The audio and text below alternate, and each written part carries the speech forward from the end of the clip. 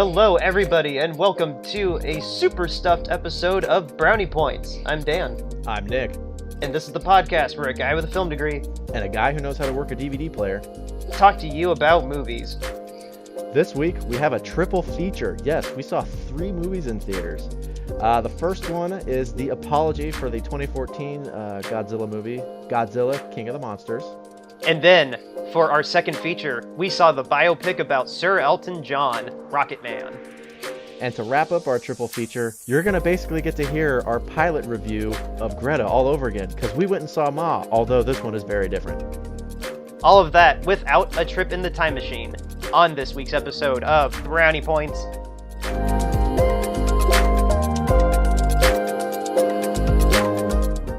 Alright, guys, to kick off Nick and my theatrical triple feature weekend, we went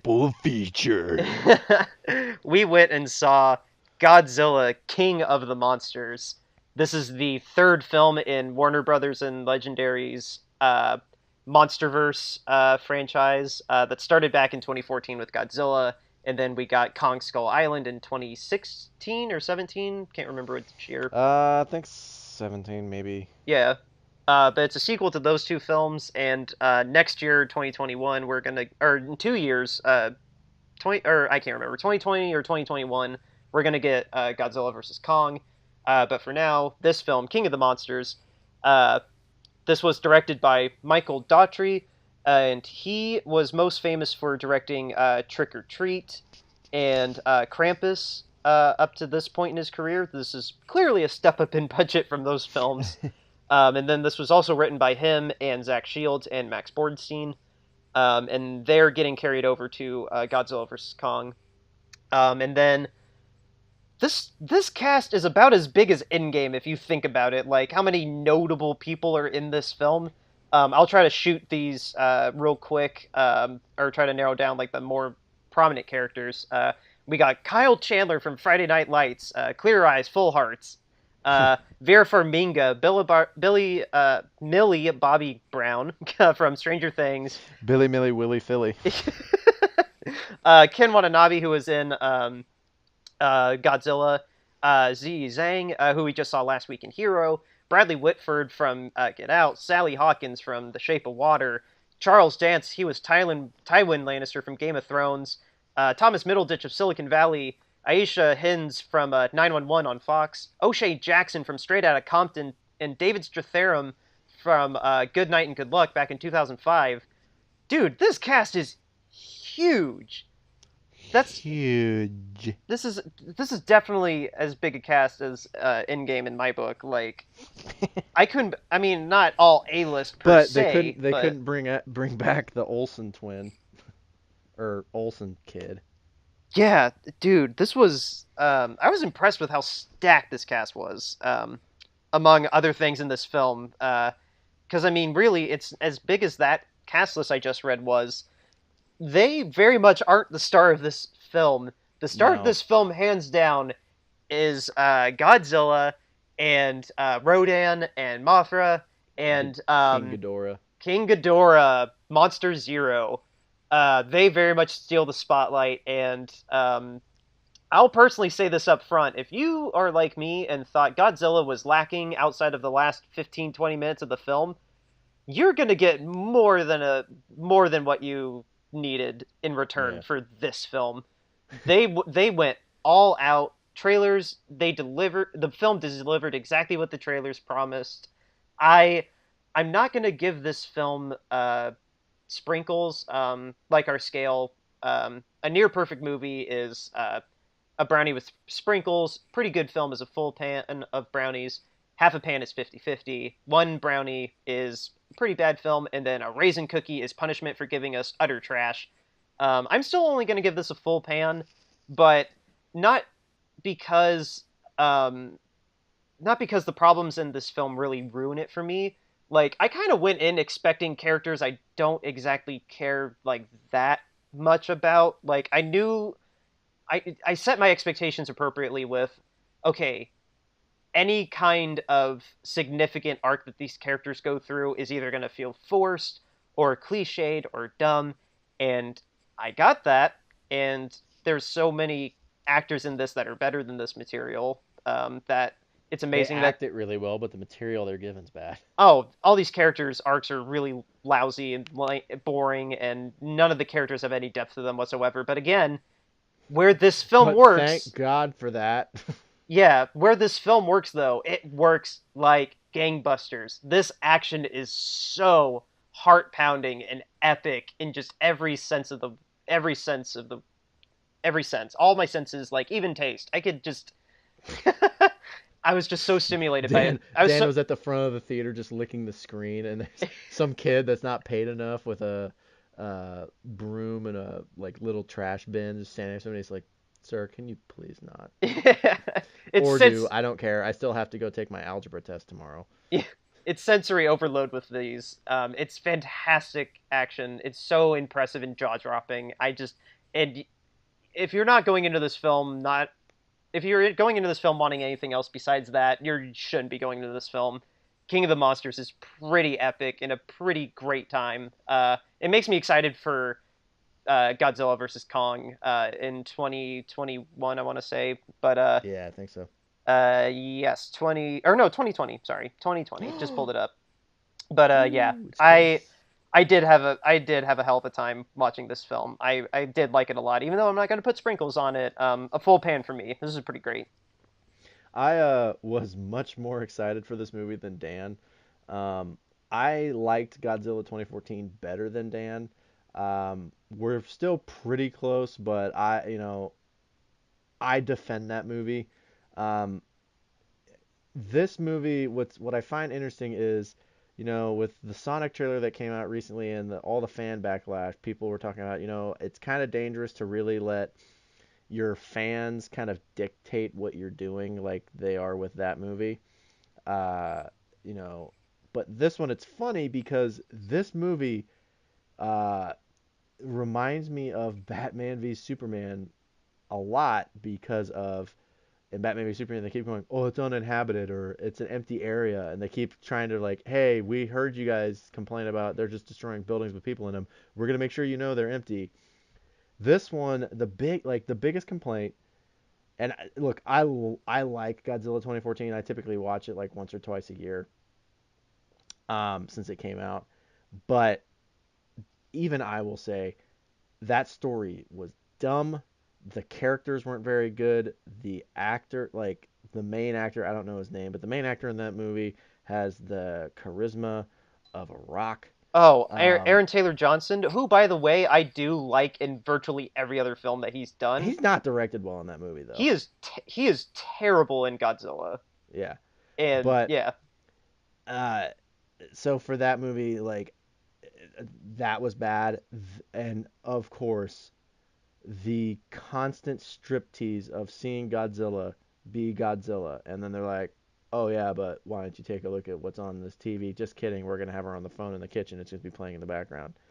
Um, this movie actually, because of 2014 Godzilla, there were a lot of times where an action scene started, and I was like, "Oh, cool, great. They're just gonna cut away from it," and then they didn't. I was like, "Oh wait, yeah, this isn't that movie." um, I this movie they listened to the fans and went, "Oh, so dial back the story and just give you the action you want that you're paying for. Okay, we'll just make sure that we do the part that you're wanting really, really well, and then the part that you don't really care about that technically needs to be there will just be kind of meh." Um, we'll just patchwork. We'll patchwork in an excuse for world building and story, but yeah, yeah, if they don't have it, you can't really relate to anything in the movie. yeah, It literally would just be monsters smashing each other. And the thing that's interesting in the reviews is all the critics are like, this is just a dumb monster fight movie, but the monster fighting is really, really good and the special effects are amazing. And it's like, don't you remember 2014? That's what you wanted. exactly. And this Like is what we needed. This is what we want from this. Godzilla. So when I went and saw this movie, I saw it Thursday. I ended up sitting next to a guy I didn't know. His name was Caleb. Um, and I told him about the podcast. So hi, Caleb. Hey, Caleb. Um, but we cracked jokes before the movie on a couple things, and at the end, I was like, based on what you were saying earlier, I think you might like this. Um, but when that movie ended, I turned and looked at him, and I went, Where was this 5 years ago? This movie, honestly, this movie's title is Godzilla, King of the Monsters. It also could be Godzilla. Yeah, we're sorry. Um, Yes. they gave us what we wanted. It, the thing with the critics of it's just a dumb monster movie. That's what we want. I don't want a nuanced movie. Yes, it has a message about protecting the environment and protecting nature and all those things. The other Godzilla movies have that in them too. The Toho movies have this thing about how man should not interfere. The nature will balance itself back out. The movies all have that kind of message. It's okay, like it's okay for that to be in there, but this movie gives what we should have got 5 years ago. Yeah. This for me is a full pan with sprinkles. I loved this movie. Um, like I said, the story. I know the story's dumb. I went in honestly. I went into this movie saying, "Please, I will trade you the story building that you gave me in 2014 for some good monster action because that's what I'm paying you for. That's why I'm here on a Thursday at 7 o'clock at the like opening night showing. I want to watch these monsters fight. Literally, the Ken Watanabe line of "Let them fight." I want that. I'm begging you for that. Just give me what I'm asking you to. And this is one of the rare movies in recent memory where they went, "What do you want?" Okay. Most movies tease it. This movie is genuinely like, "No, seriously, you want dumb action?" This movie, back to our Godzilla review when we did the Time Machine for the 1998 one, uh, when we said that this movie came out at a time where people just were like, no, it's just special effects and it's a dumb action movie. Well, do you have a story? Why do we need that? We have the action and the effects. That's what this movie is, and it knocks it not the thing it does well, it knocks it a mile out of the park.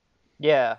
No, this and it And surprisingly did a decent job at just kind of subtly like hinting I like the way that it kind of subtly hinted at like yes, this is connected to Kong. Like it kept yeah, mentioning Kong but never like in you can kind see of him walking around in like archival footage. yeah, like it made like it kind of felt more organically than like fan service or like a forced in teaser like Or like someone found a file that had like five profiles with and for some reason they made logos for it and then it's emailed to somebody and then they sit there for 5 minutes and watch all the videos of these things and it stops the movie dead yeah, to exactly. build to another ensemble Justice League movie. Oh, sorry, I didn't mean to mention that. Yeah.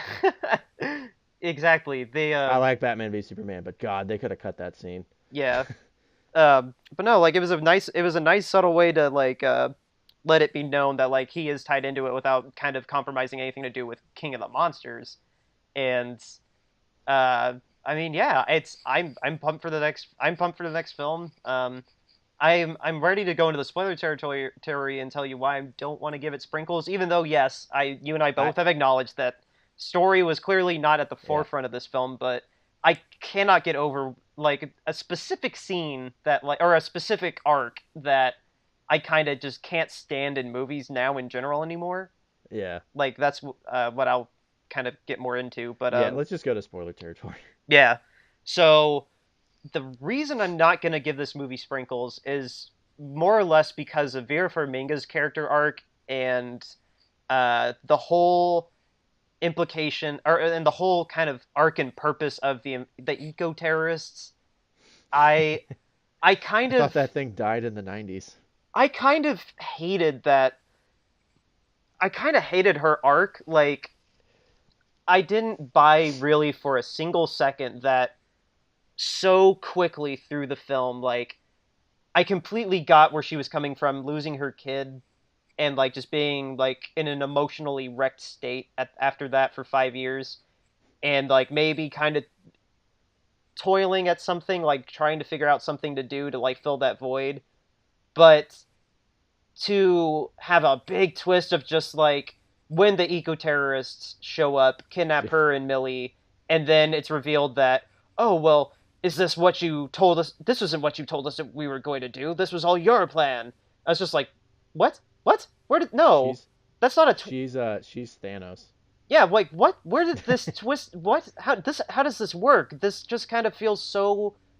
This twist doesn't work because it just kind of is like just too out of the blue, like kind of Yeah. too unbelievable. There wasn't really any kind of hint to me that clearly, because to me there's a difference between like being fascinated with the monsters the way it was implied to then suddenly just be like, oh no, I actually love the monsters because I think the earth needs to be cleansed by the monsters and we've been polluting the earth and destroying it.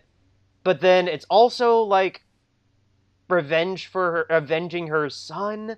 But then after the monsters go haywire and only listen to Ghidorah, to then suddenly then realize like, wait, maybe I've been wrong this whole like maybe I've been wrong this whole time. Like I couldn't buy into any of her arc like whatsoever, and it was kind of frustratingly distracting to me. Like, cause I I love her like as I an said, I actress, don't but mind the story. I kind of hated this character. Like, not in a way that like, oh, like, okay, she's I hate her, but she figured out she was bad, and I'm okay with her sacrificing herself at the end. Like, no, I kind of was glad that that character died because it was just frustrating like how unempathetic it was with like when she died. Like I was like, good, you deserve to die. Like you put your family in danger, you put the entire planet in danger because you didn't think through of this stupid plan, and your exact motivation doesn't make any sense either. Like outside of that though, like I can forgive everything else I have wrong with the story. So yeah, like I said, I don't mind the story. I people's gripes with the movie of the story's dumb.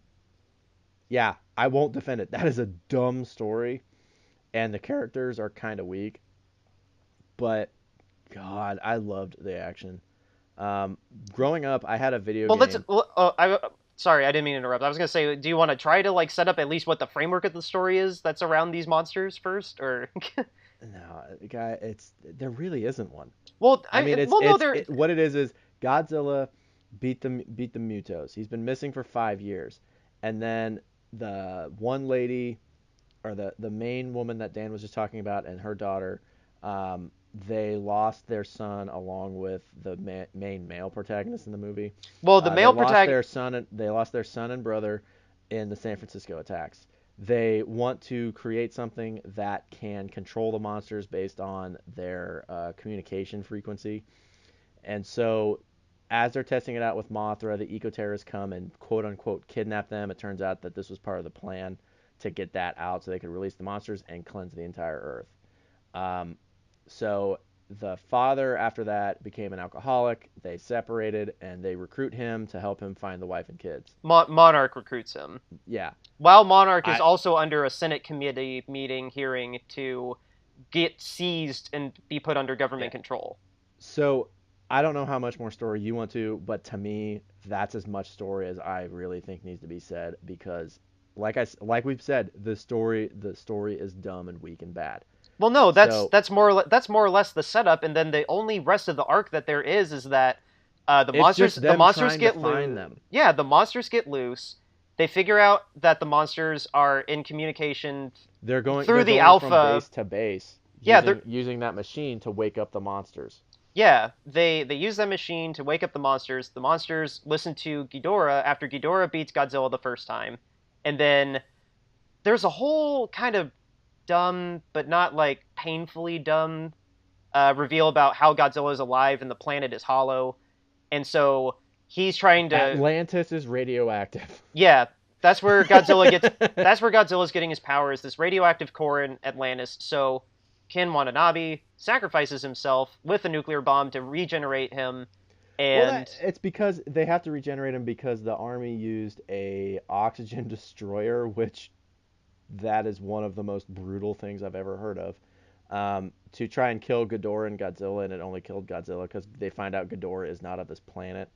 Um, that was so but dumb. That was so dumb too. But that's probably part of the lore, so whatever. But no, not no. I don't have a problem, dude. It's a giant mythical monster thing. It can I be from know. any planet. It could be. They could have been farted out by Buddha. I'd be like, all right, cool. I know. Ghidorah, I'm being the passive angry girlfriend. But that was. I don't like Ghidorah being an alien. Sorry, I don't like Ghidorah being an alien. well, you can just deal with it. Yeah. So, like I was saying, when I was younger, I had a game on my GameCube called God, I think it was Godzilla Destroy All Monsters or Godzilla King of the Monsters, something all monsters. Um, and like we said in the Godzilla review when we did it for the 1998 one, I'm not a Godzilla lore type person, but I do like that there's monsters and you can destroy things. And that video game was Tekken with Godzilla characters. Cool, super super cool. And my favorite one was Ghidorah because I just thought it was the coolest looking one. Three heads, one body. It flies. It's got two tails. Awesome. So when in the trailers you could tell that Ghidorah was going to be in this, that is a large reason of why I got pumped. Um, and Ghidorah is in the movie. Ghidorah is so cool. Like Yeah, when they wake him up, I was like, oh my god, this is amazing. he is terrifying. Like, and the fact that like he doesn't shoot fire, he shoots electricity. Well, that Like, Godzilla also either rips or bites his head off midway through the movie, and it grows back immediately. yeah. Well, that Like it was one of those ones like, I think he's invincible. he's an alien, but he's also still a reptile because that's what a Yeah, reptile would do, like yeah. growing their tail or their hand back, all that jazz. But lucky for Ghidorah, he had three heads, so he didn't die instantly. But The uh, other thing I liked too is I liked that, you know, he's essentially the Cerberus of monsters. the what? Three-headed beast. And the other thing too is I liked that there's one head that clearly is the alpha because it shows him biting, shooting fire, and taking charge of the other two heads. Yeah, Mothra, dude, Mothra is way cooler than I thought. I think I'd seen a little bit of Mothra, and the only thing I really remembered was his attacks were like he could shoot lightning out of his antennas and like Mothra is the she yeah queen of the monsters. flap really hard and like have catastrophic wins. Yeah, Uh, I didn't but know about that. in this one, Mothra went to prison and made a shank and like stabs Rodan, which the Rodan reveal was so cool. Because he's like the fire demon dragon. Yeah, And like when he came out of that volcano, I was like, this reminds me of Hellboy when all the demons come out of hell. Like that one monster coming out, I was like, this is just Satan's dragon. yeah. That I love the little subtle detail of Rodan having like that kind of embery smoke Yeah. trail behind him too. That was It cool. was like his rear like I want to say feathers, but I don't think that's the right word. But No, like he's were all like like burning constantly. he's all scaly, kind of Yeah. rocky looking, but And Mothra straight shanks him in the chest. yeah. Mothra, I was really amazed at Mothra like like having that emotional I'm trying to I always butcher the way to phrase this like the emotional complexity I think is what they use when it comes to animals, like the hmm ability to like really comprehend more thought and have more complex emotions other than like the Yeah. flight or fight. Like hmm Mothra is very much on the side of like trying to mediate the coexistence, and she's got that healing power. Like she was very much like trying to help heal and shield Godzilla whenever Ghidorah was really giving it to Godzilla. Like Yeah. dude, it's amazing. Like watching Godzilla fight this thing. Like obviously Godzilla was gonna win. Like, Yeah. but I mean in the end, and I didn't know that he was gonna explode like an atom bomb. But I like that too when they're like Godzilla, they're like, he's like 12 like, we put too much radiation in him with that nuclear bomb when he was in his nuclear home and now he's just gonna blow up. So get out of Boston. yeah, yeah, no kidding. The I've been watching Chernobyl on HBO, and I just kind of was just laughing to myself, like when Ken Watanabe showed up with the bomb and was just walking around, because there's radiation pouring in already on Godzilla by that lava lamp, whatever Yeah. he was sitting next to, but then he's carrying a nuclear bomb too. And he puts it down, turns on the timer, and then he takes off his helmet and he takes off the glove, and immediately I just thought of Chernobyl, and I'm just like, movie, if this was realistic in any sort of way, the second he takes his glove off, his hand is starting to burn and melt. Like, same with his What it face. needed, Like, what it needed was some spark. It needed that uh, scene from whatever this recent Star Trek one is that everyone hated, where they have them in the reactor, and then the original one where Spock dies. oh, and oh, you're talking Into Darkness. Yeah. Yeah, Into Darkness. Funny thing is, that movie is the most hated out of that trilogy. That's the only one I've seen. Um, Oh, I thought you saw all of them. no, Star Trek never really grabbed me as a kid. Um, but that's what I think. Like, I really think they should have had like him have a monologue with Godzilla. Mm, It would not have added anything, but it just would have been funny if like he just started talking like Shatner. He's like, Godzilla, I want you to live. You goodbye, must, goodbye, old friend. you must do something amazing and destroy another city. Spock. Save the world from Ghidorah with Mothra. So someone just starts going, God, God, and then it cuts to the one guy that was in the boat. And he goes, Zilla. Yeah, dude. Okay, hold on. I gotta say, I kind of hated that in the trailers and in the film Is he? too. By the way, I need to ask you: is he the guy from Billy Madison that's trying to take over the company? Which one? The what? Are you The talking Bradley Whitford? the smart Alex scientist that has the flask, is super sarcastic, is like, can we please close the shields now? Yeah, Bradley Whitford. Oh my God, Okay, why am I forgetting if he was in Billy Madison? Yeah, he was Eric Gordon in Billy Madison. yeah. So if you guys like Billy Madison, that guy, he's playing the same character, just smarter. He's the dad in Get Out that made the super awkward Obama joke. Oh my God, was he? Yeah.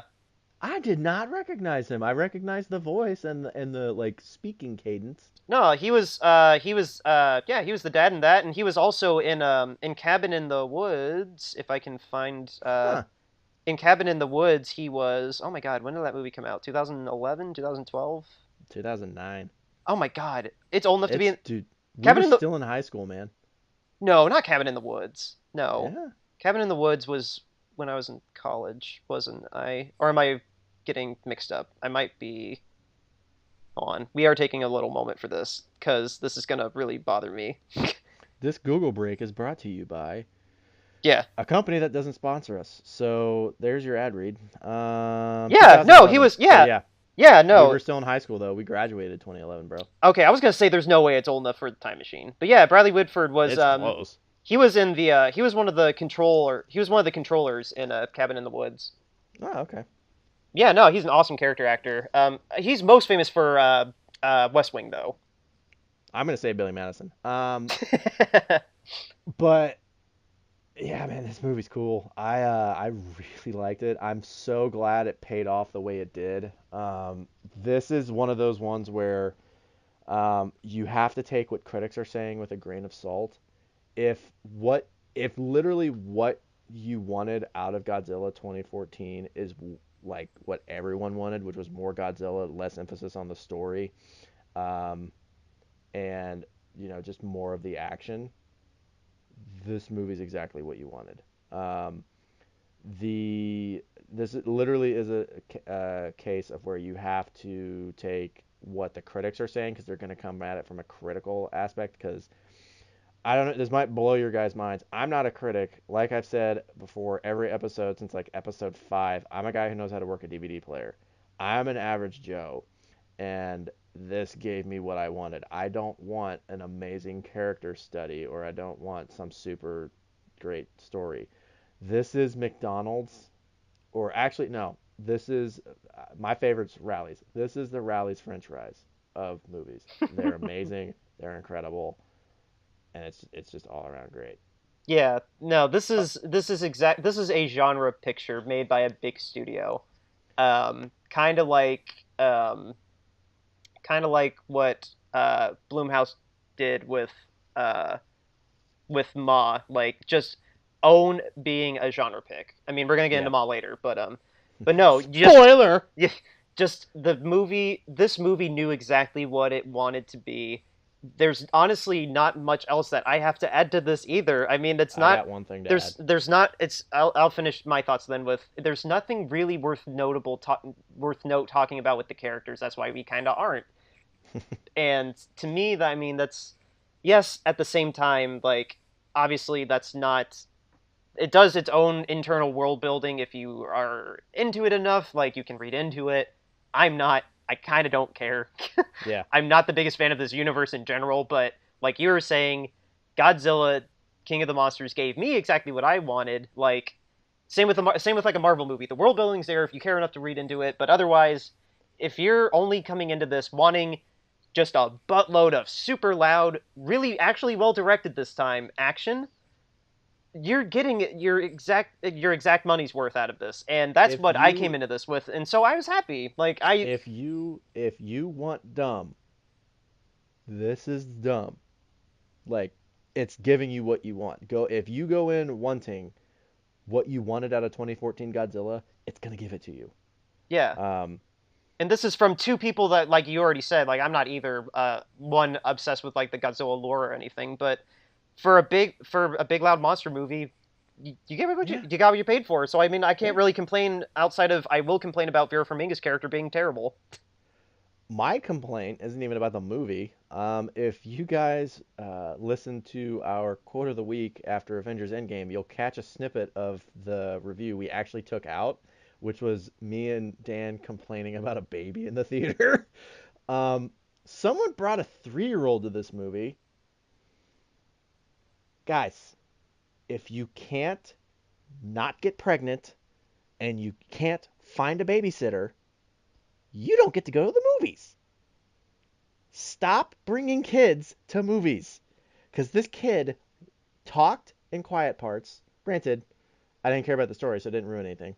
Um, and it also started clapping for some reason, just out of nowhere. Not like applause clapping. It was just like, hey, did you notice that when I slap my hands together repeatedly, it makes sound continuously? I want to be like, yeah, and I don't want to realize that in a movie. But it just kept making noise. I was just like, just stop bringing kids to movies, guys. And if you are, don't bring it during my showing. Don't bring them on a Friday night. Do it on a Sunday matinee. I don't take it to the Thursday showing because the people that show up on Thursday really want to see the movie. Yeah, they're going on Thursday for an obvious reason. Yeah. And this PSA brought to you by anybody who wants to sponsor us. The only movie I've ever seen on accident on a Thursday was I think The Last Jedi because I just went to go buy tickets and then I was like, you know what? Why don't we just go see the movie tonight? Was it the And I day? went and Was it saw the it. day it opened and you got tickets? Yeah. Dang, lucky. Yeah, it was honestly really weird. It was like the second showing that theater was having of it. Kelsey and I just walked in to go buy our tickets for the next day, and I was like, they have a showing starting in 5 minutes, and that movie will be done by like 10:30. Do you just want to go to it? And she goes, I don't have work or school, and I was like, all right, cool, let's just go. Dang, that's amazing. It wasn't sold out already. Yeah, I think the college campus one was the one that probably sold out. This is before they did the redo, so this is when all the theaters in Lafayette were kind of the same. There wasn't a distinction of like, there's a nice one, there's the college campus one, there's the one that's near the nice one that's cheaper. Gotcha. Okay. Um. Yeah. Well, with that, I mean, unless you have anything else to add, I don't have anything else to add. Long live the king. Other than that, no. Yeah. Long live the king. Nick, you gave it sprinkles. I give it just a regular full pan. We are going to take a brief break, collect our thoughts on the second film that we went to for our triple feature, Rocketman, the biopic about Elton John. We'll be right back.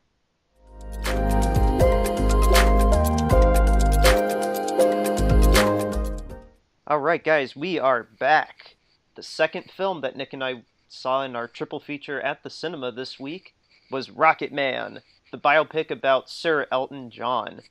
The film was directed by Dexter Fletcher, written by Lee Hall, and it stars Taron Egerton in the lead role. Famously, Dexter Fletcher, you might remember last year, he was brought in to do mop-up duty on Bohemian Rhapsody, the biopic about Freddie Mercury and the band Queen after Bryan Singer got fired. He was actually in the middle of pre-production getting ready to film this film when he had to delay that to save Bohemian Rhapsody, so to speak. Hmm. And so, at least for me, I'm not sure. Nick, you gotta remind me if you saw that. I don't think you saw Bohemian, right? Bohemian Rhapsody. Yeah, did you? The only thing I've seen from it was I watched the Live Aid scene online, and because someone did a side by side composite of the concert footage and then the scene, and uh, this I'm not ranking the movie, so it's not getting a brownie pan score or brownie point score, but the scene for the Live Aid scene, I saw that I was like I will probably hate this movie just because I was talking about it with Kelsey. Every single person in that scene, they show Freddie Mercury playing an instrument, and then they cut, and it's people in the band, it's people uh, that are like producing the concert, his family. Everyone's like, oh my God, he's so transcendent. Like, have you never watched your loved one or your bandmate or your business partner ever actually do his job ever? Like, I get it. He's got an amazing stage presence. I really get it. And maybe he upped it for that concert to a level that they had never seen before. But it really couldn't make them crap their pants out of like, "Oh my God, this is incredible. I've never seen like." I saw that I was like, "Okay, so apparently this movie thinks he's the Messiah. Cool."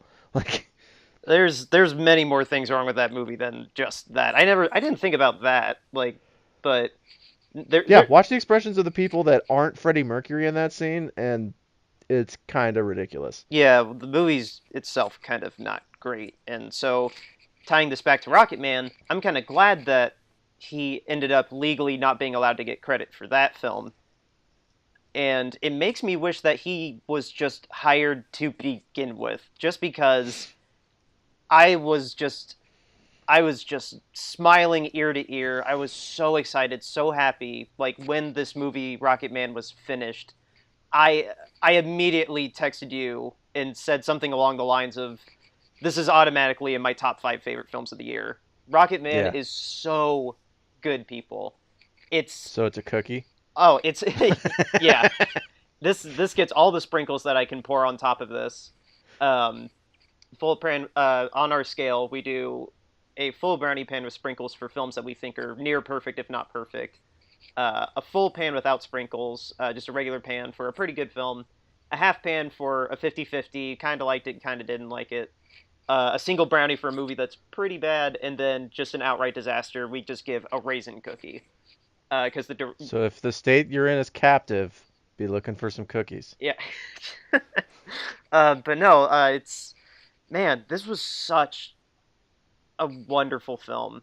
It takes so much glee in itself, just being this whimsical, like it blurs the line a little bit between like being a straight up biopic and being a musical. It's not quite either way because it doesn't present itself in the traditional sense of a musical like Cabaret or Les Mis, where every 5 seconds or 90% of the dialogue is just singing. Like this is a biopic that isn't afraid to just outright break out into full on musical Well, numbers. the And the I thing kind of love that.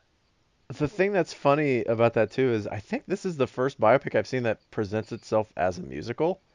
Um, and the kind of interesting thing is, I think I saw one or two trailers for it. Um, I mean, I saw the trailer, I saw advertisements for it a lot. I just don't think I ever saw a difference in the ads. If I did, they're so small I didn't notice them. But throughout the advertisements, yeah, you get it. There's going to be big musical numbers and things like that.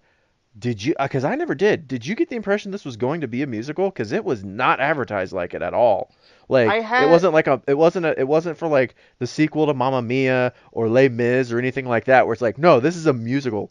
They advertised it as a straight up movie, and then almost, God,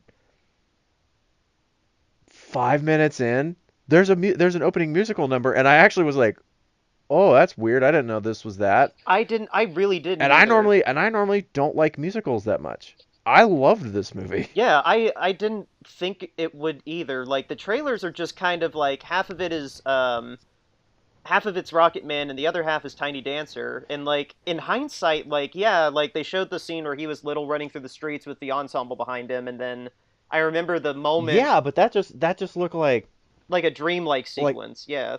yeah. And then same with him floating above his little self in the scene in the movie where Rocket Man is playing. Not sorry if you consider that a spoiler, but Guys, I honestly I think the biggest spoiler in the movie is that it's a musical. I can't really think of how to spoil this movie, but we'll still give our scores and then be like spoiler alert, but it's pretty hard to spoil this movie. yeah. But back to your question, no, I didn't know this was going to be like half outright musical, half traditional biopic, and I honestly loved it. I thought Dexter That was Fletcher did a spectacular job balancing that narratively.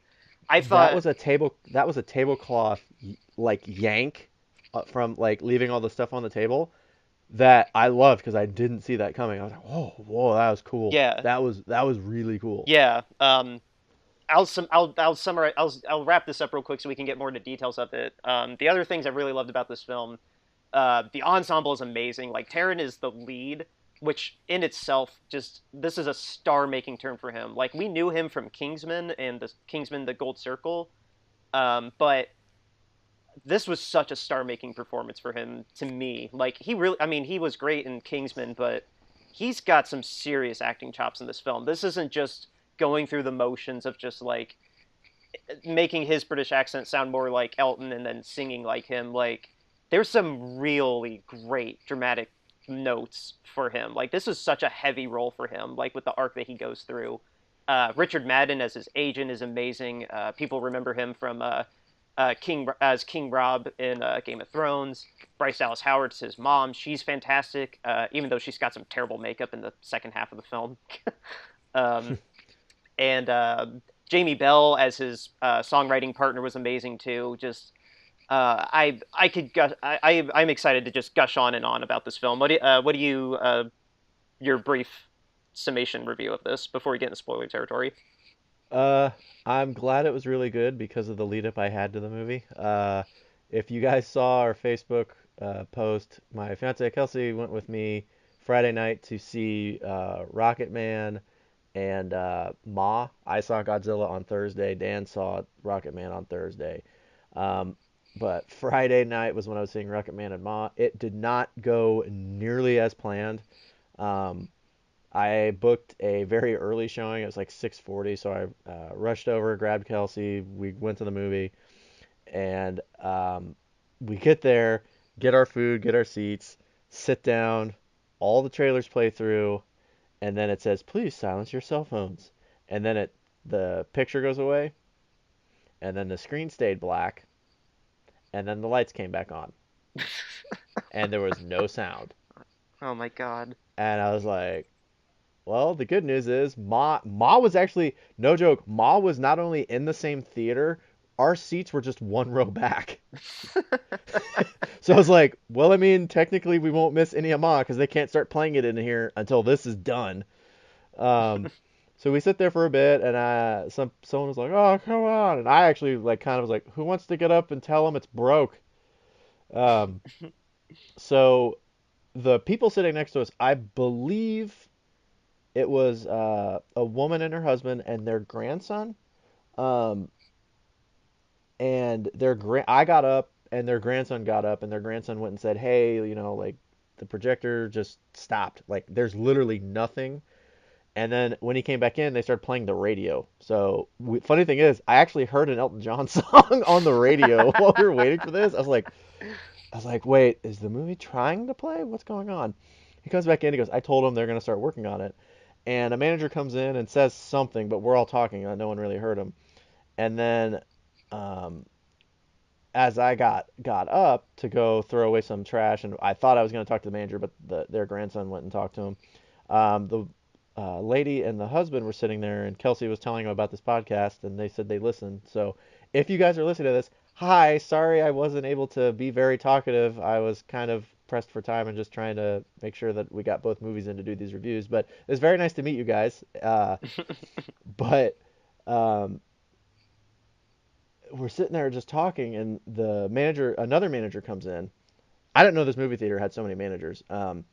But another one comes in and he's like, hey, there's an issue with the projector, and we don't exactly know what's going on. The son, when he came back in, or the grandson, when he came back in, said something about the video being out of order, and I was like, isn't it just a flash drive they plug in? Like, how do you put it out of order? Um, so the manager's like, we don't really know, but we're going to work on fixing it. The issue is the anticipated repair time is 45 minutes, and we can't bump the next movie back. So we're going to give you a coupon for a free concession and a coupon for a movie ticket. And as this is happening, I actually was walking up to another manager that was at the back of the theater and said, hey, I don't want to cause a scene, but like, I'm not trying to be that guy. I believe I worked in customer service. I'm not trying to be a jerk. Take all your time you want in answering this question. I do a podcast with a buddy of mine where we review movies, and in order to get a review for this weekend, I can only see these movies tonight. I've got a ticket for Ma at 9:25. Can I switch my ticket to an earlier showing and then still get out to see Rocketman at 10:05? And he pulls out his phone and he looks at the end time and he goes, if you go to the 7:30 screening of Ma, you'll be out in time for the 10:05. But other than that, no. So I went back and I told Kelsey, like, hey, we got to get out of here. We can't dawdle once we get out of here. Like, I got a plan for us to switch our tickets. We can still see both movies tonight. So, uh, the just kudos to everyone at Goodrich Eastside 10 IMAX. I don't know what happened because their computer systems also went down when we were working on switching the tickets, it sounded like. So, all you guys there, as someone who has done an extensive amount of customer service work, you guys were amazing. Bravo. Good job. You guys get a full pan with sprinkles for what you did last night. Um, but that being said, I was excited for this movie, but all of that added on top of it, of experiencing the first showing, I had a lot of it. I was like, okay, now honestly, I really do really want to see this movie. Um, this movie was awesome. Um, this Elton John style of music, um, my parents, I mean, not a ton when I was a kid, but quite a bit.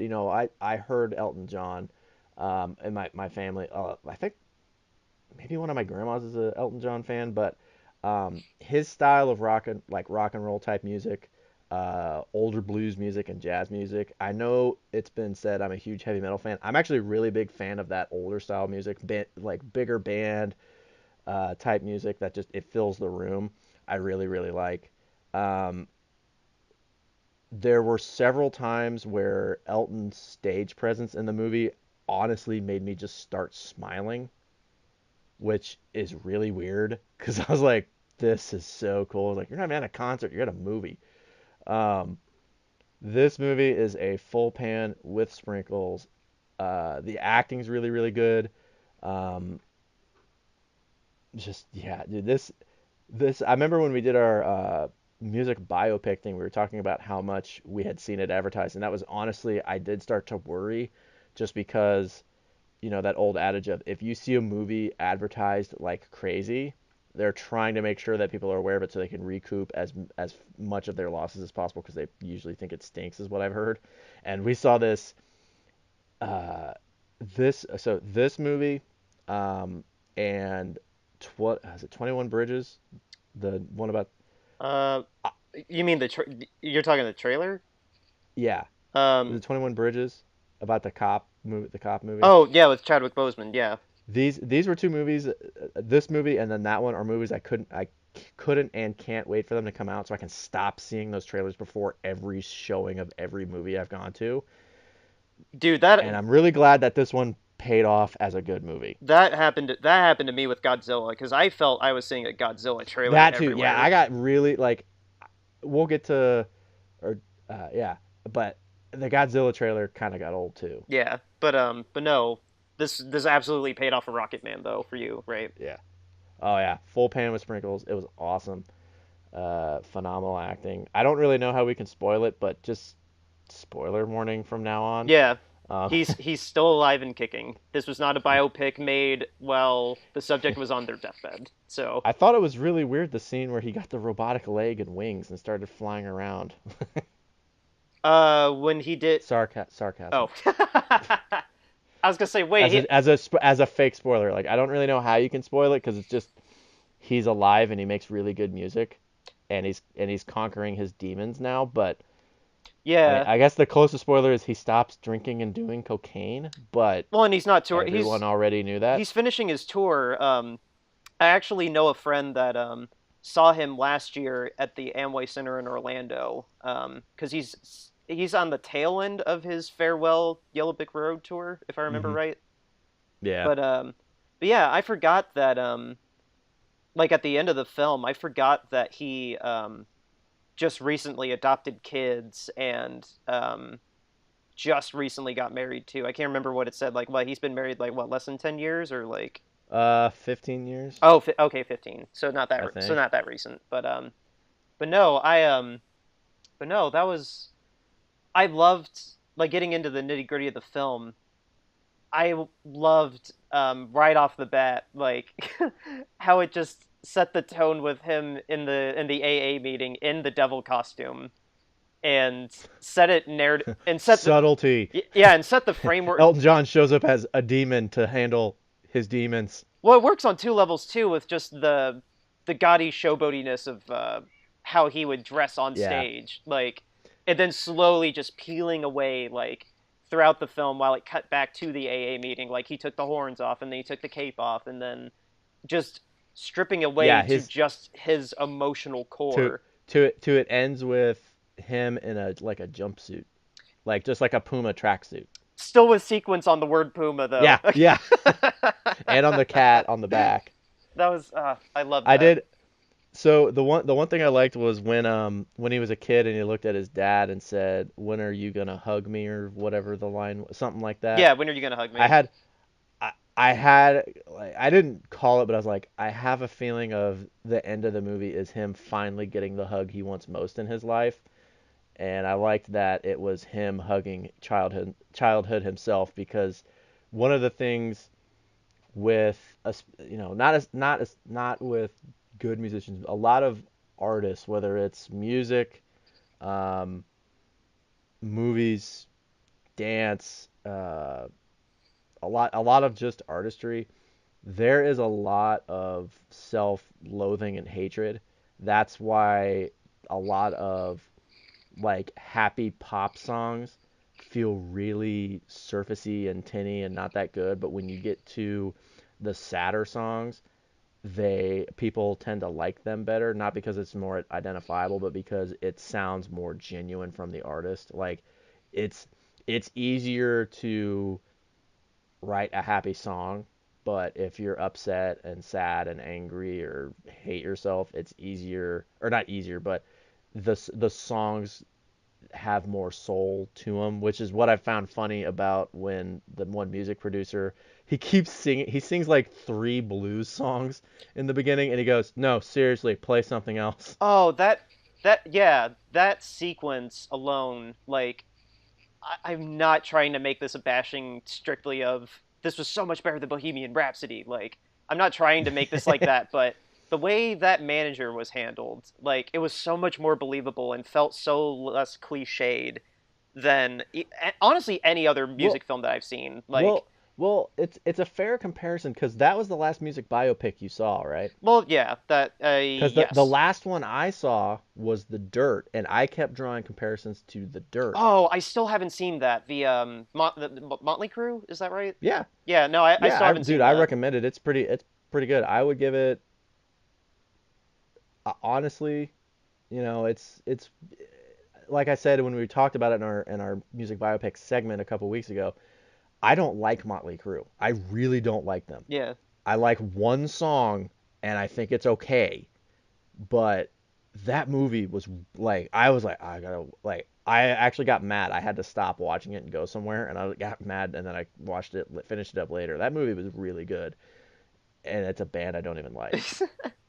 um, but yeah, but anyway, the manager, like, um that scene, I actually want to mention that he's the one thing that I'm not holding this against the film. This is just a personal quirk of mine. Like one of the songs that he sang in that moment was and that's why they call it the blues, and that's one of my Yeah. favorite Elton John songs. And the fact that I was he gonna say, dude, that's like one of his top 5 I songs. know, and like the fact that he only And he's just like, no. yeah, the fact that he just sang that literally that's why they call it the blues, and then you never hear the song again. Part of me was just sad inside, just like, oh, I kind of wish they squeezed that in. Well, Like, the other thing too, like we said, it's a musical. What going into the movie, I thought it was going to.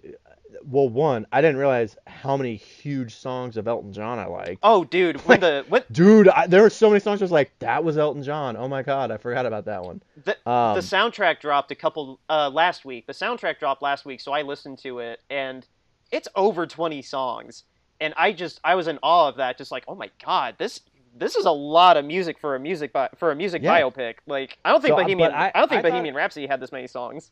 but I was thinking, I can't speak to Bohemian Rhapsody, but in uh, the Motley Crue, the Dirt.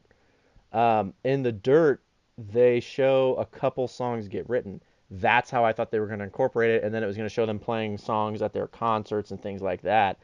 That's what I thought this was going to be, and then it became a musical. I was like, oh, so it shows the real life kind of inspiration and what he drew from and and having these songs written. And the other thing I like too, speaking of the songwriting, um, I like that they acknowledge very early on that Elton's like, no, I really have a hard time with writing the lyrics. I'm a savant at piano. I am not very good at writing. He's like, I can sing like crazy. I can play the piano unbelievably well. I struggle with the writing because that's a big thing in the music industry that really never gets addressed in most biopics is a lot of big songs, you know, a lot of people have songwriters. Yeah, didn't the Rolling Stones just finally start paying somebody that wrote one of their famous songs? Like, didn't wasn't there some suit or something where I I he think wasn't getting like paid until like literally last week? a lot of the music biopics that we've gotten in recent years have been about rap groups, so I don't blame them for not showing that because a lot of rappers refuse to use ghostwriters. Yeah, Um, that was except for a couple now, but yeah, that just made me think of Straight Outta Compton, where it was more about how the there's where more no of the way man, they had a ghostwriter. yeah, well, and that was more about like how the manager really screwed them over. But yeah, back to the writers. That's part of what that's another aspect of this film that I really loved was how um important uh Jamie Bell's character. I had the cast list up here. Bernie. I didn't know Hmm. like I'll full disclosure, I didn't know that much about Elton going into this outside that he was a Me either. sir and he always dressed very flamboyantly and very loud, a bunch of sequins. But I didn't realize Bernie was really a part of his life at all, let alone how important he was. And I did think it was funny when they introduce his character and they say we've never had a fight in 20 years. I was like, what do you constitute as a fight? Because you guys seem like you fought a couple times in the movie. well, that was a brilliant thing in the film. Like, well, like right off the bat when he says like, "I'm an alcoholic, I'm a cocaine addict, I'm a shopaholic," and then as you're Sex addict who also has been known to have a problem with weed and pharmaceuticals. yeah. I was like, wow, that nice exposition dump, buddy. Yeah, like, but I loved, But in a believable format. but you see that he starts off really not cagey, but like he starts off like admitting what he has to, and then he's very He stand. starts off like an alcoholic or drug addict who's uncomfortable with the fact they have to admit what they are. Yeah, the apprehension, and then as the costume's coming off, it's revealed like, no, my dad and I were okay, and his dad's one of the biggest dicks I've ever seen in film. Like that performance His was dad amazing. his dad is right up in terms of the movies we've seen this year. My first thought was he's right up there with Shazam's mom. Oh yeah, and Shazam's dad. Frankly, they were both very not good. But I don't remember his dad.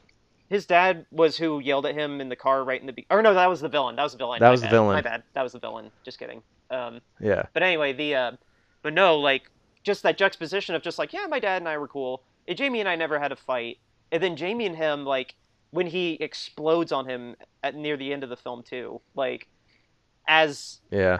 as his life is falling apart and he's starting to admit that no, he did not have control of his life. I I thought I that love was that juxtaposition and using the AA meeting as that framework of telling the story. well. One of the things that I thought was really interesting too was, you know, it's very well documented Elton John's issue with alcohol, drugs, but especially cocaine. And I mean, obviously in the movie, they literally the first one of his first lines in the movie is him admitting all the things he's addicted to. But in the movie, um, again, to kind of compare it to some recent music biopics we've seen, in the dirt, there were some times where I honestly was like, okay, I get it. They like cocaine and they like Jack Daniels. I got it. You don't need to keep showing me this. I get it. I seriously get it. Please stop showing it. Yeah. But in this movie, like they show him have a tootski every once in a while, but they don't really show him ripping huge lines. When they show the scene where he attempts to kill himself in the pool, yeah, he eats a handful of pills and washes it down with vodka. But I mean, he always has a drink in his hand. It seems like, but Or an entire bottle.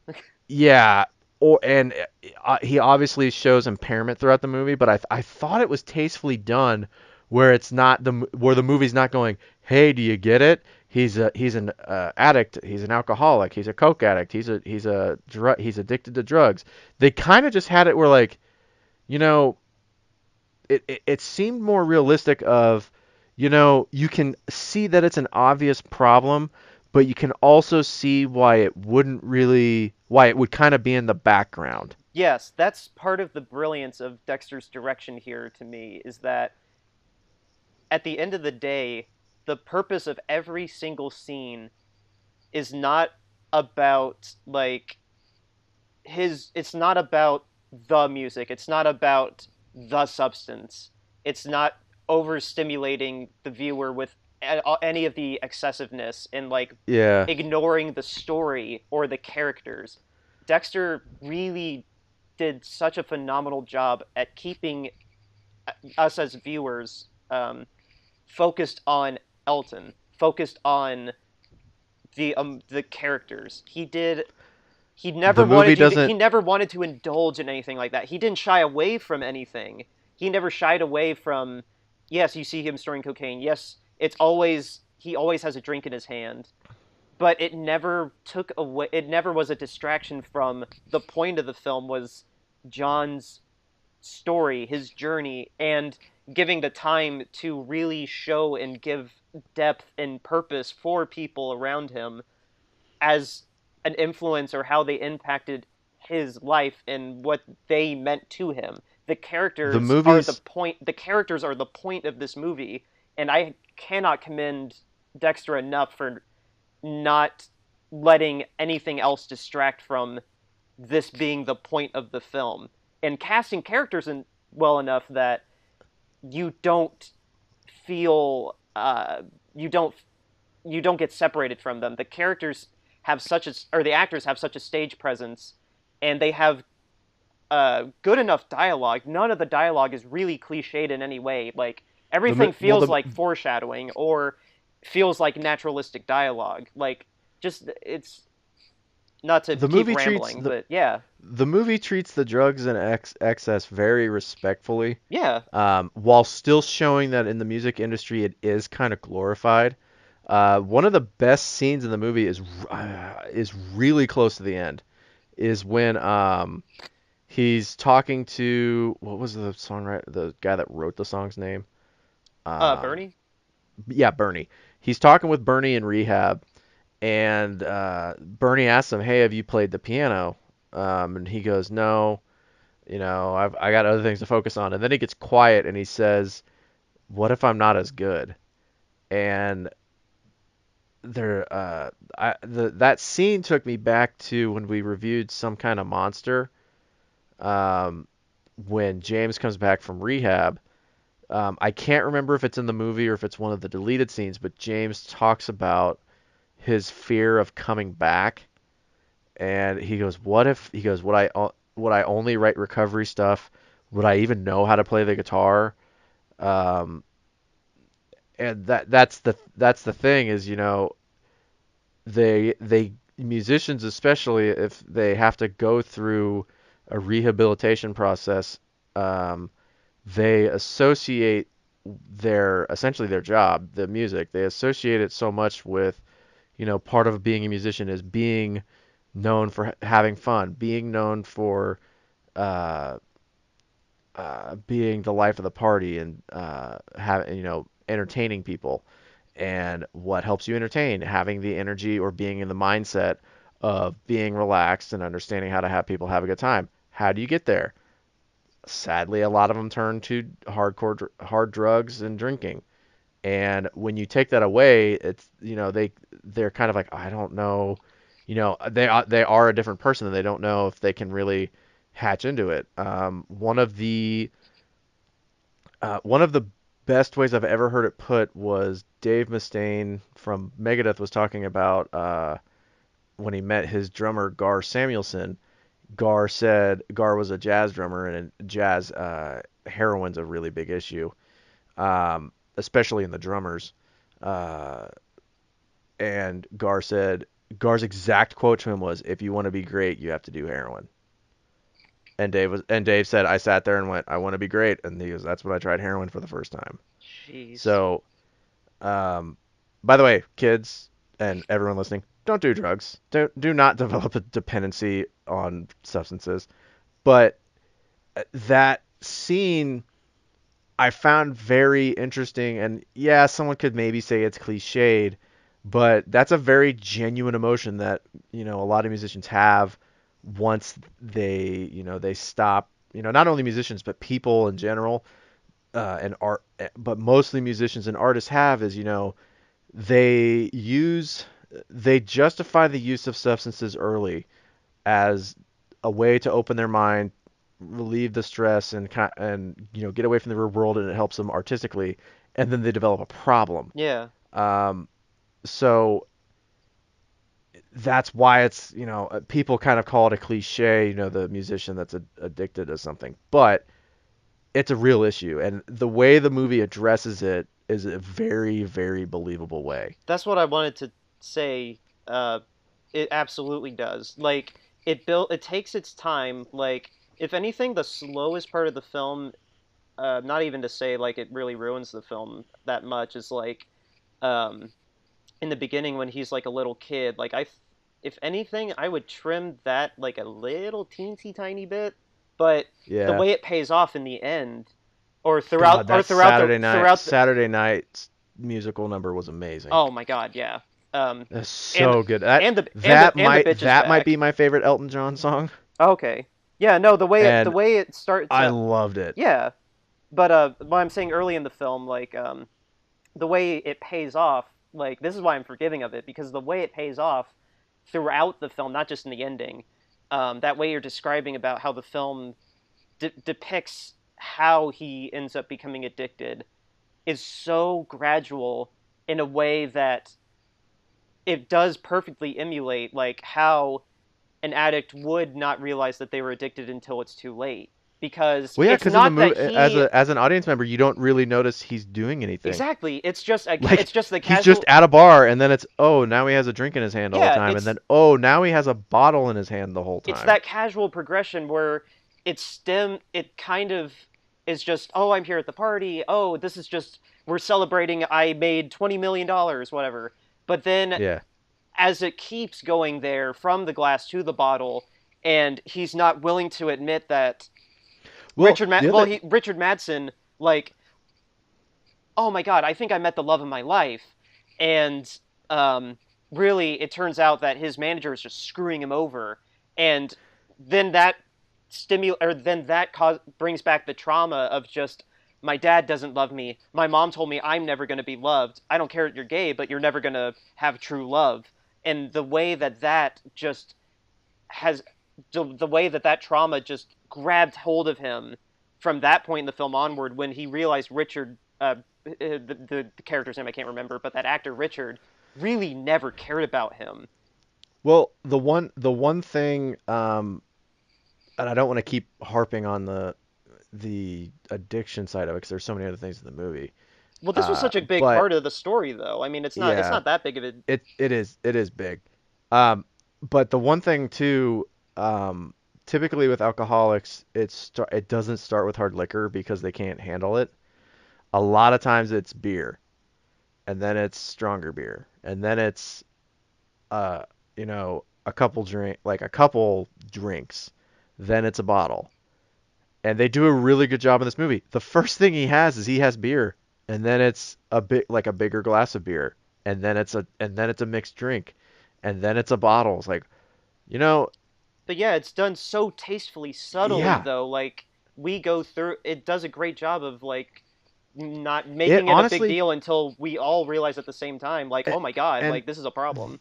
the other thing you're talking about the movie kind of being slow is it shows his career and his addiction very hand in hand. Where in the beginning it is slow. You don't. A lot of people don't. I mean, yes, there are cases where sometimes, one try and it's off the deep end immediately, Yeah, but most times it's a really slow buildup. So, it shows him younger and it's okay, he's in the music scene. Well, what's the music scene in London in the was it the 70s? the Late the 60s, early 70s? in the pub before he got signed. Yeah. Yeah, Yeah, the music scene back then was you played pubs. What is a pub? It's a bar. yeah, So it just shows, okay, it shows him playing music to, well, for him to have a job in music, now he has to play at a bar. He's at a bar. It's usually, he's going to get some, free alcohol. And then once his career gets going, yeah, the venues go up as well as the quality of the alcohol. And then now we got a problem. yeah. So And then cocaine, it's, and then that's when the cocaine gets involved in too. Like, oh, yeah. okay, let's just throw some drugs in there. Like, Well, the thing I thought was funny was when they were touring with the band, the three American acts. I just liked when the one guy's like, "So what about the coke?" And he's talking about having a girlfriend. He goes, "So what about the cocaine thing?" Or something like that. I was like, "What? oh right, Don't throw yeah. that out there." Um, Because that's but actually that's what I'm getting at is music. It's literally the cliche line of sex, drugs, rock and roll. yeah. Um, it goes back forever. Like they just did that to open their mind to things. Well, yeah. It's Even back then. yeah, Well, actually, especially back then, before anyone knew any side effects of anything. yeah. But even still, I don't want to let it not be known though that like the movie does do an amazing job of showing that he did end up it did end up spiraling into him just using that as self-medication again because of this theme in the film about or not a theme but like a big point of emphasis in his story is that he was under the impression that he would never find real love or real happiness out of that would come from love because of his manager, Yeah. because of his parents. Even though like Bernie, That last scene with his dad, man. yeah, Like, even with Bernie, like he couldn't have that love with Bernie because he wasn't gay. Like he couldn't have the yeah. love that he had for him. Even though like there's that brotherly love, it couldn't go beyond that. Like and how Yeah. that weighed onto him. Like that was such a it was such a heartbreaking aspect of the story. Like that just was That so moving. that last scene with his dad, um, to me was one of the in terms like for the you'll never find true love or you'll never have love that'll last or something type thing. That was a really good scene just because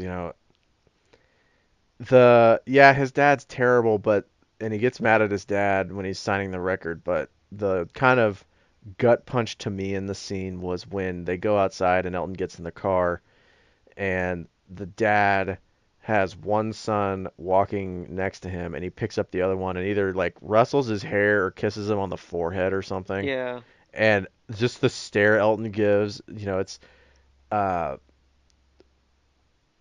one thing that you hear a lot from people that have issues with their parents, especially once their parents get divorced and start a new family, is if they see them with like if they do see them later with the person with their parents' new family, once they see them with the new kids, the first thought is, why don't you love me like that? Yeah.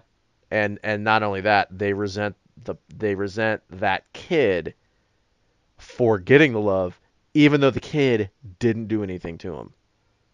Yeah. So I liked that kind of quick shot where it shows the father be loving and doting on those kids, and it cuts back to Elton, and I was like, man, I can't imagine just the anger and rage in I him the at that moment. that was definitely like one of the highlights of Taron's performance throughout the film. Just that's why I'm saying that's Yeah, why I was meaning by it earlier when I said like this was such a heavy role for him to play. Like I all another scene that I thought was incredibly powerful was just that little subtle moment. I can't remember exactly what preceded it, but it was when he was looking at himself in the mirror, just like reminding himself how to smile, like teaching himself how to smile. yeah, that was really hard to Oh watch. my god, I that was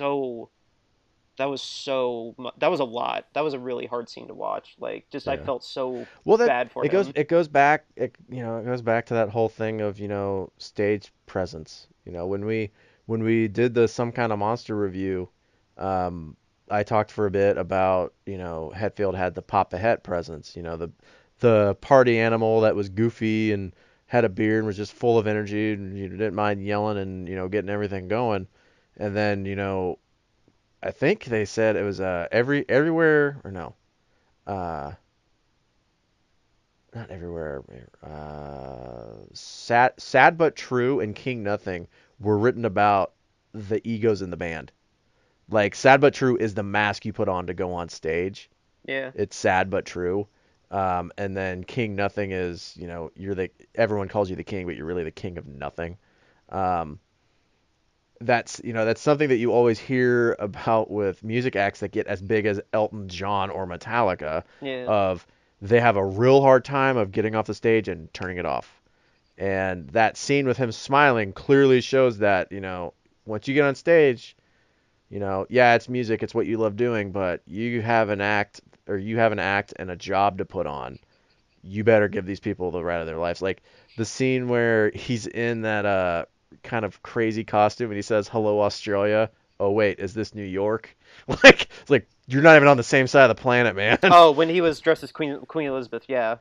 Yeah. That was yeah, that first chink in the armor were starting to all come down. I just like his follow up to that statement of whatever, you guys like this song, so here it is. Yeah, that was man. I have I have I have the question. I actually have a question for you since we usually do a question for each theatrical movie. Oh, would you I wanted to talk about one more thing. If this is gonna be, if this is kind of leading into to the tail end of this, I just want to talk about one more thing that I don't want us to not have addressed before we get to that, if you don't mind. What's that? Um, the depiction of his homosexuality in the film. Did you have any particular thoughts or feelings about that? Like, because this movie is notable for being the first real studio film to, I mean, not to make sole emphasis on the the It sex scene, but um, it was okay. I found it very normal. And what I mean by that is they do address, his mom. She doesn't disown him, but she basically is like, I don't want you telling me this, and because of this, you'll never know true love, or something like she's something along those lines. she said, oh, I've known, and it tees you up as Yeah, just like, oh, well, she understands, but then she follows that up with, she you're demonizes just him choosing. for it. Oh, I knew you're gay, but you're choosing a life where you're never gonna have love.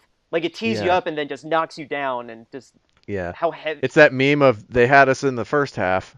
Um, but when I mean it's very normal, um, I thought it was like it really came across like other than the scenes where at that where it like, yeah, people disowned him, like his family's rough on him, but also it's the 80s, it's not as demonized as it was like in the 40s or earlier. Yeah, Um, but they honestly like it literally looked like any Hollywood movie about a man and a woman in love, and then they just took the woman out and then just put another dude in. Like it's like I really liked that because I was like, oh, they don't really kind of like try and make it some big over the top thing. It was like, oh yeah, by the way, he was gay. They're just like, yeah, he's gay. He's in love with this guy. The way they tied it into this. Uh, it was Oh, it was honestly it's very similar to the way they portrayed the drugs. It was very tastefully done. yeah, I really admired the way that they addressed it in the film too. Like the most like the only two things in the film that like really stood out were like where they made an emphasis about like how it was in his life was right in the very beginning, um, when the African American band that they were playing with, they're talking about like I'm pretty sure it was Little Richard. was that okay? I'd have to check. I I think minimized the cast. if not because it was Aretha Franklin was the woman. Oh, was Um, that? dude, that had to be Aretha. I'm Like pulling up the sang and danced exactly like Aretha Franklin. there's not something super obvious about that in the credits that at least I'm seeing. But anyway, um, but no, right when they were touring with that band, um, and they mentioned like, and they mentioned, oh, you have a girlfriend now. Yep, living with a girl. And then the one band member was just like, oh well, how can you? Oh well, how awkward is that since you're a FAG word? Yeah, And I was at first I was just like, oh my god, like this is the first time in probably close to 10 years I've heard that in a film. But then at the same time I was yeah, just like, oh wait, this is the '60s, okay. yeah. Um, This is at a time where they did not care about language at but all. yeah, but then that's important because he did kiss a man right before that scene, and I Yeah, it loved, just like pins him to the wall. It's like, mwah, we're gonna go on stage. yeah. But then his response to it, I don't know yet. Like I really love that because of how not black and white sexuality is. Like, and I'm not trying to Real, segue yeah. us into like this kind of talk, but like I love that it was so. Again, we're not social justice I warriors. love We're how just so. observing the movie. I love how so subtly that it said so much by making such a little deal out of it Yeah, through the summation of just him saying I don't know, but and then casually later down the line when he does admit and realize that he is homosexual, um, how again it's just that's it like it says a lot by not making a big deal out of it. Like yeah. it doesn't get up its own butt by overstimulating you with just like, hey, remember he's gay, and like making that a big deal, or oh hey, he was such a cokehead. Like everything is so subtle, and again, like my His thesis of this is his big characteristics don't singularly define him. exactly, It's not that it's not oh he's a musician. It's not oh he's gay. It's not oh he's a alcoholic or it's not he's an addict. yeah, It takes every single thing in his life and they go if you put these pieces together, that's Elton John. yeah. This It's film, not he's not literally a trope. It's not like the ensemble movies like one of the movies we saw this week where there's an ensemble cast and they go, "Oh, he's the this one and she's the this one." yeah, It's like, "Oh no, he's actually got He honestly, this movie Rocketman and Shrek are very similar. They have layers. that's beautiful. I I couldn't have said it better myself. This movie did such an amazing job about. I do have one thing I want to point out before we kind of wrap up and do the Oh, question. right, yeah. Because you talked about Bryce Dallas Howard's makeup. Oh, yeah. I'm not like you. I don't know all the kind of things that go into making a movie, but his hair throughout the movie, I had a hard time believing because I was like, you're putting to me it looked like a wig It would because it shows him go progressively balder throughout the movie. yeah. That literally, I'm not kidding you. That is my only thing in this movie that I didn't. Where I was like, I mean, the wig could have been better, Oh, really? but hey, I thought his kind of half bald head looked kind of good. but hey, let that be a proving point. The wig could have been better.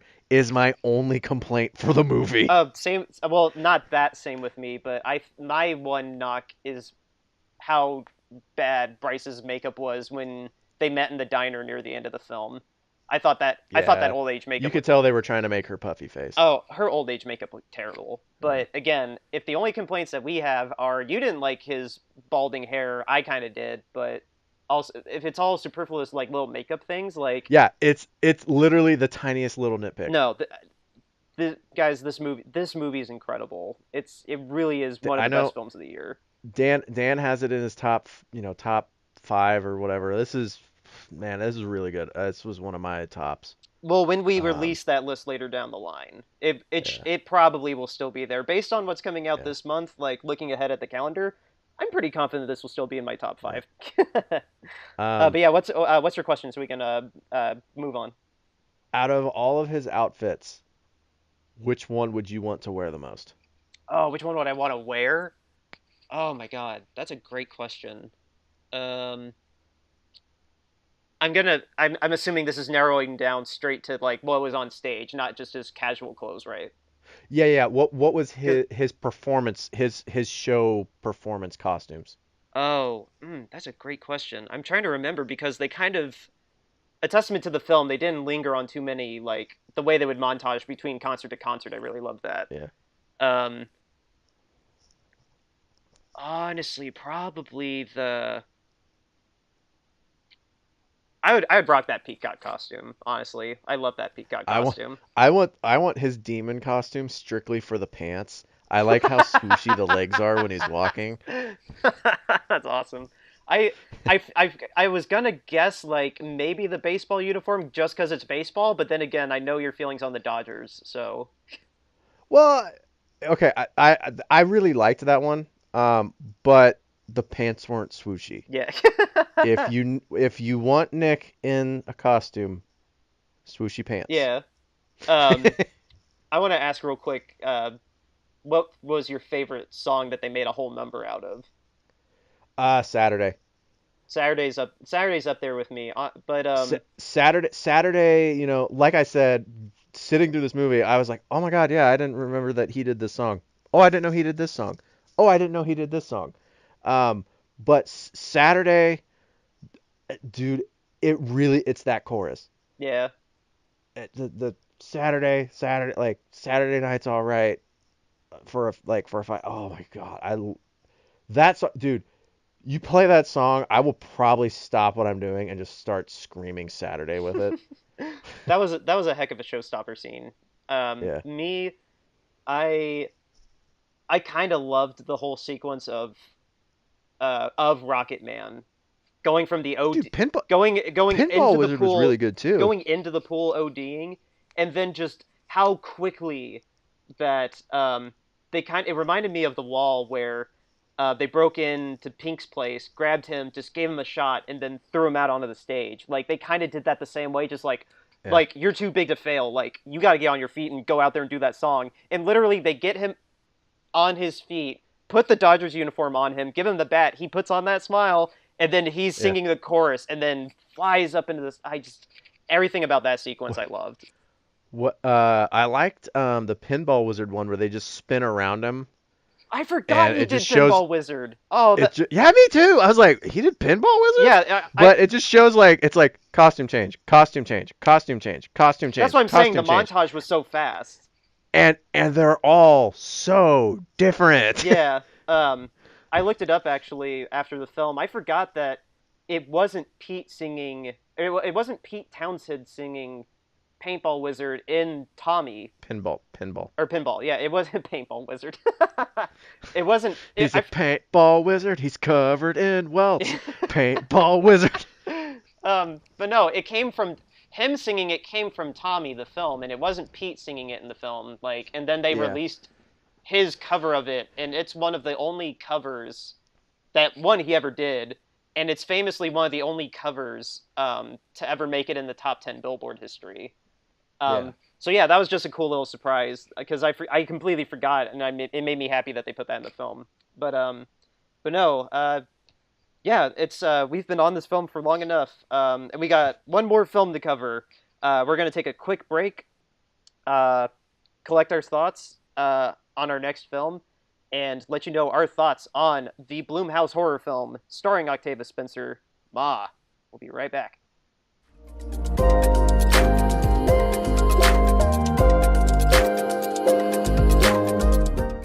All right, everybody, welcome back. The third film that Nick and I went to the theaters and see for our theatrical triple feature was the Blumhouse horror film Ma. This film was, Also known as Slasher Greta. yeah, this film is directed by Tate Taylor, who broke out to the scene as a director in 2011 with The Help, which coincidentally also starred Octavia Spencer. And the film was written by Scotty Landis, whose most famous credit up to this point in his career, at least in my opinion, was being a writer on the Workaholics show on Comedy Central.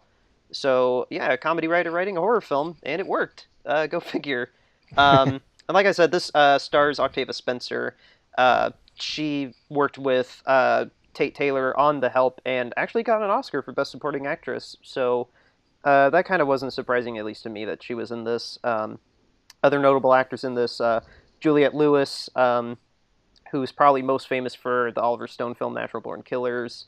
There's also Luke Evans, who was in Beauty and the Beast last year as Gaston. You may know Messy Pyle. She's a comedic character actress. And Allison Janney, who won an Oscar for I, Tonya, has a little bit role in this as well. And then all the younger actors, the main one is Maggie. Maggie's played by Diana Silvers, and this is her fourth acting credit. So she's very much on the up and coming. Her only other big film was I don't know how big a role she had in Booksmart, but because I didn't see that yet. But yeah, none of the other actors are that notable. The two movies we saw ended up not being the one that was the most highly regarded last weekend. Yeah, surprisingly. Yeah. But yeah, no, this Which is is funny because I thought Booksmart was going to be trash, and then they're like, yeah, it's one of the best of the year. And I was like, oh, I've been really wrong before. you'd think with the money it pulled in, it was trash, but it was that's a whole thing. Competitive weekend it came out during, but yeah. Anyway, Ma, this is a horror film about an not older woman, but this is a movie about a woman probably in her 40s or early 50s who, or no, 40s because the whole high school wasn't that long ago for them, in her 40s who invites these 16 and 17-year-old high schoolers to party in her house and slowly begins to stalk them, emotionally manipulate them, all to her Slowly? all to her own means. And Nick, this movie, I liked the trailers. I was a little apprehensive because I was a little worried about this not being that great of a film. I mean, I know Blumhouse bats above 500 when it comes to their films for the most part, but even still, I was a little apprehensive about this, just because I don't take trailers that seriously. Like I've been trying to condition myself to just like not get that overhyped with trailers, but Despite our 3 or 4 opening op-ed segments breaking down trailers. yeah, it's this was a surprise. This was a very, very good surprise.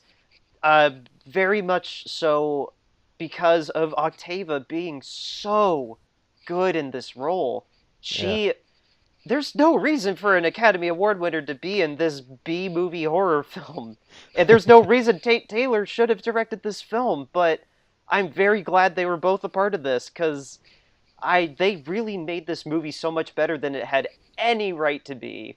Even with some flaws that I do hold against this film, I just I can't not recommend this film. You're gonna have a fun time with this film with proper expectations set. I enjoyed it. I'd be lying if I said I didn't enjoy it. I'm gonna give it a full brownie pan and no sprinkles. And yeah, this was a very pleasant surprise. And once again, I thank you for encouraging us to keep this in the lineup instead of a time machine. Yeah, this is a movie that I've been really excited for, but not because the trailers won me over. Um, don't get me wrong, I think that it's going to be. I thought it was going to be a good movie, but I thought it was going to be all right. But from our first pilot, uh, I really liked our Greta review. I think it was a really good review, but our audio mixing abilities was not very good. We didn't realize to record it on two channels instead of one, so you can't hear me. Um, and ever since then, I think maybe the second week, once we started getting an idea of how to improve the audio, actually was when we saw the trailer for this movie for the first time. And so I was really excited because I kept saying to you, because I kept saying, I just want to George Lucas our pilot and just like improve the audio and put it back out there if we could, but I know we can't. And then once we started figuring out how to record our audio better, we started seeing commercials for Greta, and I was like, oh, we get to do it again. Um, so I was excited for this movie, but I honestly was like, I'm going to give this half a pan or a regular brownie, but I will at least get to we'll at least get to redo our Greta recording. Um, in this one, I'm gonna give it a full pan actually.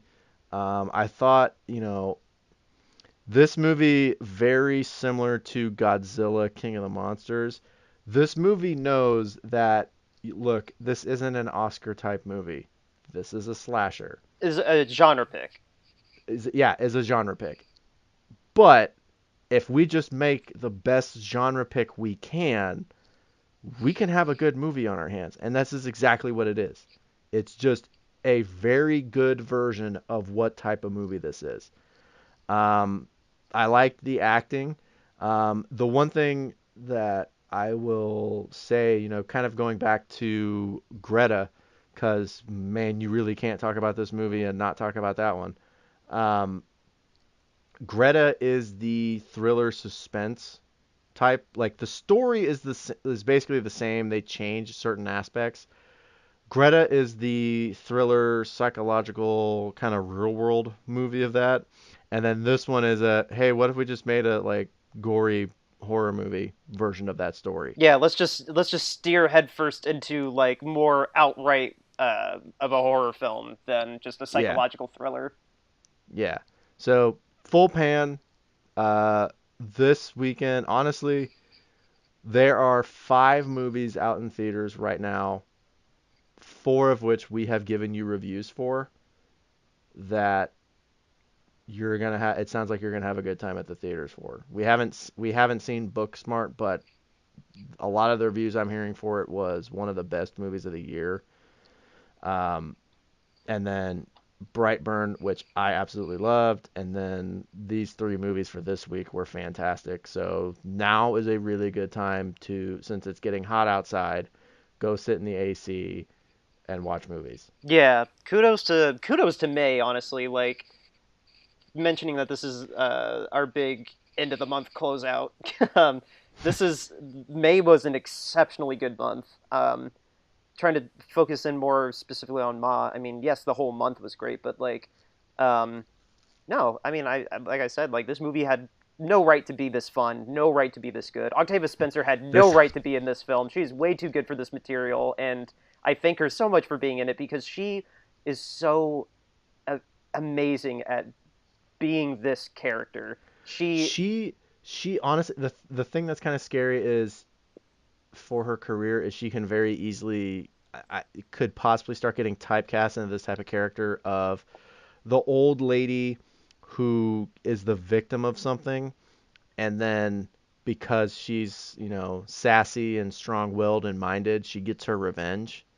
Um, this movie kind of drives home her revenge a little more than telling someone to eat her poop, but uh, yeah, she's very very good in this movie. yeah, she and dude, back to this what the second episode, whichever one we did Spider-Man on, seeing her in this role versus where she started out being in Spider-Man Yeah, for 2 seconds, like yeah. she's come a long way, man. She, You understand that we are not responsible for the injuries you might and probably will occur to you during your match. All right, down the hall on the left. May God have mercy on your soul. knowing that she came from there to here, like it's been cool. Like, I don't know if you've seen all the films that she's just gotten recent Oscar love for, but like The Help she won for, Hidden Figure she got nominated for, Shape of Water, you saw Shape of Water, she got an Oscar nod for Shape of Water. Yeah, I saw a little bit of The Shape of Water because I remember just complaining to you pretty much the whole time I was watching that movie. Like, this movie's so dumb. I I did not like that movie very much. I stopped watching it. we will. That's worth saving for a time machine 9 years down the road. But Or we just break our rule and just be like, Shape of Water. yeah. But no, she man, this was a real treat, and I'm sure she must have had a blast reteaming with Tate to do this. Tate actually, now before I forget it, Tate was actually the cop in the film. If anybody missed that, he inserted himself into the role, and he actually has a pretty long acting resume. Yeah. Um, but yeah, You no, want to just go into spoiler territory? yeah, that's what I was just about to say. Let's just go ahead and get into the spoiler territory, get into the nitty gritty of this really bizarre movie. Um, this starts out like your typical. This starts out like your typical kind of dead teenager film.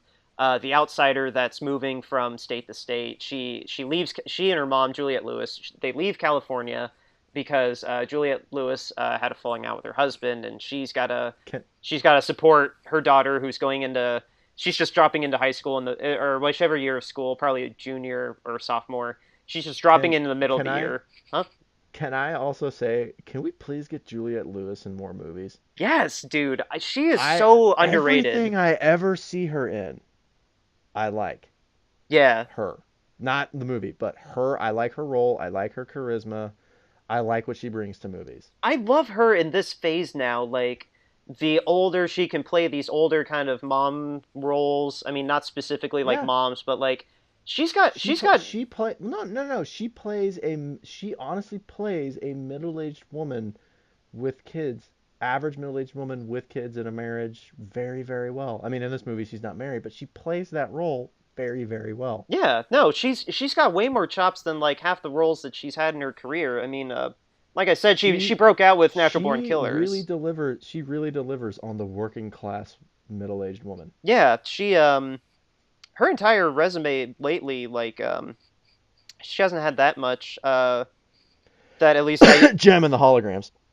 oh I just scrolled over that, but like half this stuff, like a lot of TV roles, like nothing really that high profile, and yeah, that makes me sad because she's so much better than that. Like her entire known for, like IMDb always does four known fors. I forgot she was in August Osage County. That's a film I definitely want us to have on our watch list. But all her other Never films heard are of it. all in the '90s. From Dusk Till Dawn, Cape Fear, and obviously Natural Born Killers. Hmm. Which was that her Oscar-nominated role? No, she was up for an Oscar for Cape Fear. But yeah, no, I'm 100% in agreement with you. She needs to be in more high-profile things. Yeah. But anyway. They have to move from California to Ohio, so Maggie's got to adjust to this quieter Midwest life, make all new friends in an area that she doesn't know, and she becomes friends with these your typical kind of group of high schoolers. One's kind of the slut, for lack of There's better word. there's there's the slutty one. Yeah. There's the new kid. There's the stupid jock with a potty mouth. Well, he's not Um, even really that much of a jock, luckily. Like, it's not the full-blown jock trope, but there's that alpha trope. there's uh the shy, awkward, nice guy, and then there's the black kid. Yeah, the token black kid, which Yeah. I'm not surprised, but I'm still disappointed that the film just did that. But doesn't let's not get too hung up Although on they that. do something with it that's kind of different towards I mean, the trailers kind of ruin it, but they Oh, do do something different with him towards the end of the movie than you'd kind of expect from a horror movie. without exactly spoiling what happened to him quite yet, he got off easy compared to the other guys. I'm Yeah. just saying, like when that happened, I'm just like, oh well, you can easily I, recover from that. That's not that big a yeah. deal. Like, Just pumice stone it, you're good. yeah. But no, so um, they all become friends. They have this special drinking spot that they call the Rocks, and when they get busted by a cop there, um, because of Ma, I am getting ahead of myself. They run into Ma before they get to their drinking spot because they obviously can't buy booze, and while they're pathetically asking people to buy them drinks, Ma happens to walk by, and Ma buys them booze. They go to the Rocks, but then Ma we cut to her starting to Facebook stalk them Did while she's on the job. by the way, did you like the scene where she gives him the change? Oh my god. I She just like that is honestly okay. So there's jump scares in this movie. Not really musically induced jump scares, but there are jump scares where they just like a loud bang and something weird and kind of a weak payoff. yeah. This is the funniest jump scare I've honestly ever seen, where this behavior is so bizarre. Where she gives them their booze, and she starts walking away with the dog, and then I guess just realizes, oh, I forgot to give them their change. And so the people are like waiting to pull out of the parking lot. They're in a giant windowless van with a couch in the back, and then you just, hey, I forgot to give you your money back. Yeah, she just Like who she behaves hits like the that? window as hard as she can. And It's so funny. I like look, our sorry, what were you going to say? okay. So our theater was great. We had a very lively audience. Like people were kind of talking, but it didn't take away from the movie. Like it just made for funny responses. Like it's a B movie. It was honestly pretty funny. But I went with this is the other movie that Kelsey went with me to see. And Kelsey, when we first started dating, and she still is very, very like hairpin trigger jumpy.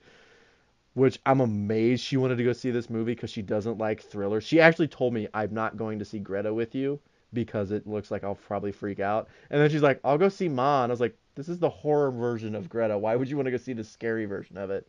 But Kelsey's sitting right next to me. She like smacks the window because like, oh Jesus! We had about the same audience. Here in New York, I had a very active audience, let's say as well. Um, the biggest amount of noise was one at the very end, and then two was this moment. My entire theater simultaneously screamed and started laughing their heads off all at at the same time. So Dude, it's I kind of so couldn't I insane. couldn't hear anything for a good 10 seconds. Like whatever the exchange was, like after they She rolled the just window says you down. forgot your change. Be safe. Yeah, I couldn't hear her say that cuz my theater was so loud at that moment. Um but yeah, It's so it dumb. didn't bother me because I mean it was a fun crowd to have for this kind of movie. Every now and then everybody would like laugh like throughout the film. Like at some points I was a little concerned. I was just like, guys, this is actually kind of a twisted part of the film. Why are we laughing? Like but but no, so anyway, kind of fast forwarding through this, like she ends up calling the cops on them because she finds out that the van that the one kid is driving is owned by a security company, and she knows the dad. So She calls the she dad, not the cops. oh right, she calls the dad. The dad calls the cops, and he cuts him a break. And so the next weekend, He cuts him a break, no joke, because the cop goes, I played football with your dad. yeah, He's a real jerk. So I'm going to come back in 10 minutes. Y'all better have all your. And I'm not going to see anything here, right?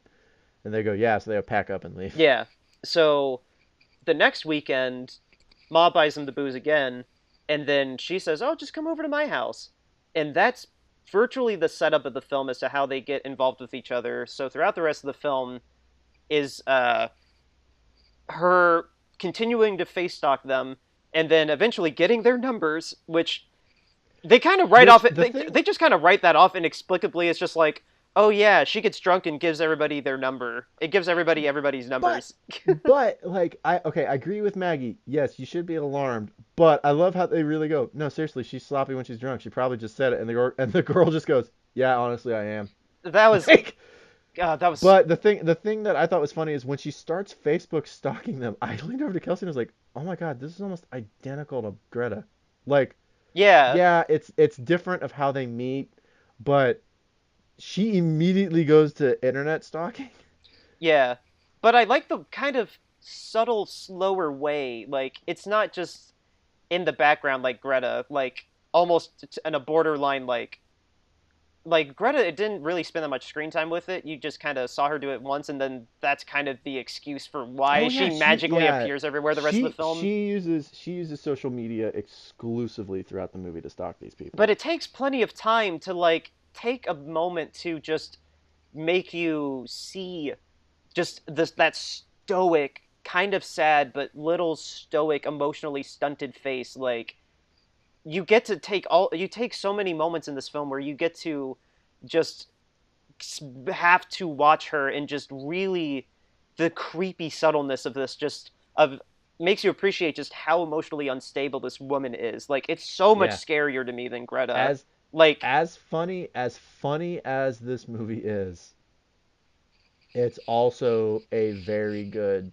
like look at a character that tragic's not the right word, no, um, she but a had a she character. had a no, I would say tragic's appropriate for her because of like what caused her to be Well, emotionally stunted.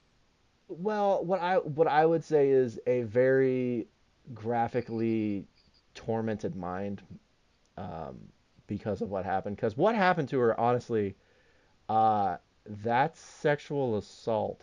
Like Yeah. that's if not the worst, one of the worst things you can possibly do to somebody. Yeah, I mean, let's And just not only was she did that happen to her, it was done to her as a joke, which is even more screwed up. yeah, let's go ahead and put that out there, like what happened to her. Like, because in the film, it's revealed later on through a series of flashbacks, like why she's as weird as she is. Like, it's not like, um, again, like I'm not okay. I'm not going to try to make this just strictly about like comparing this to Greta, but the way that Yeah. this film reveals, why she's messed up is through flashbacks, and what happens to her really is so heartbreakingly tragic. She's in love. Yeah. She's in love with the dad of um, The the guy one that's who's dating dating Maggie, Maggie. the one Yeah. who owns the truck company. And when it's revealed what happened to her, she has this huge crush on him, and they get to have 7 minutes in heaven. And I am not going to say on air what she does because I'm afraid of the explicit tag, but You they can guess. they go to third. The janitor's closet after school. Yeah, I was gonna say. Well, I was gonna say they go in the janitor's closet and they go to what would you say that's third base or like somewhere between third base and home? Yeah, it's third. It's a standing triple. Okay. So she hits a triple, and then they get out of the closet, and they think they had this sweet emotional like tender moment between each other, and the entire school body is there. The thing that's the other thing that's really hard is, um, she goes in there and the guy that's the dad later in the movie, he's talking to her. Like they fake pass like, okay, so the build up to it is they have a party and he sits down, he's really nice to her and he's talking to her.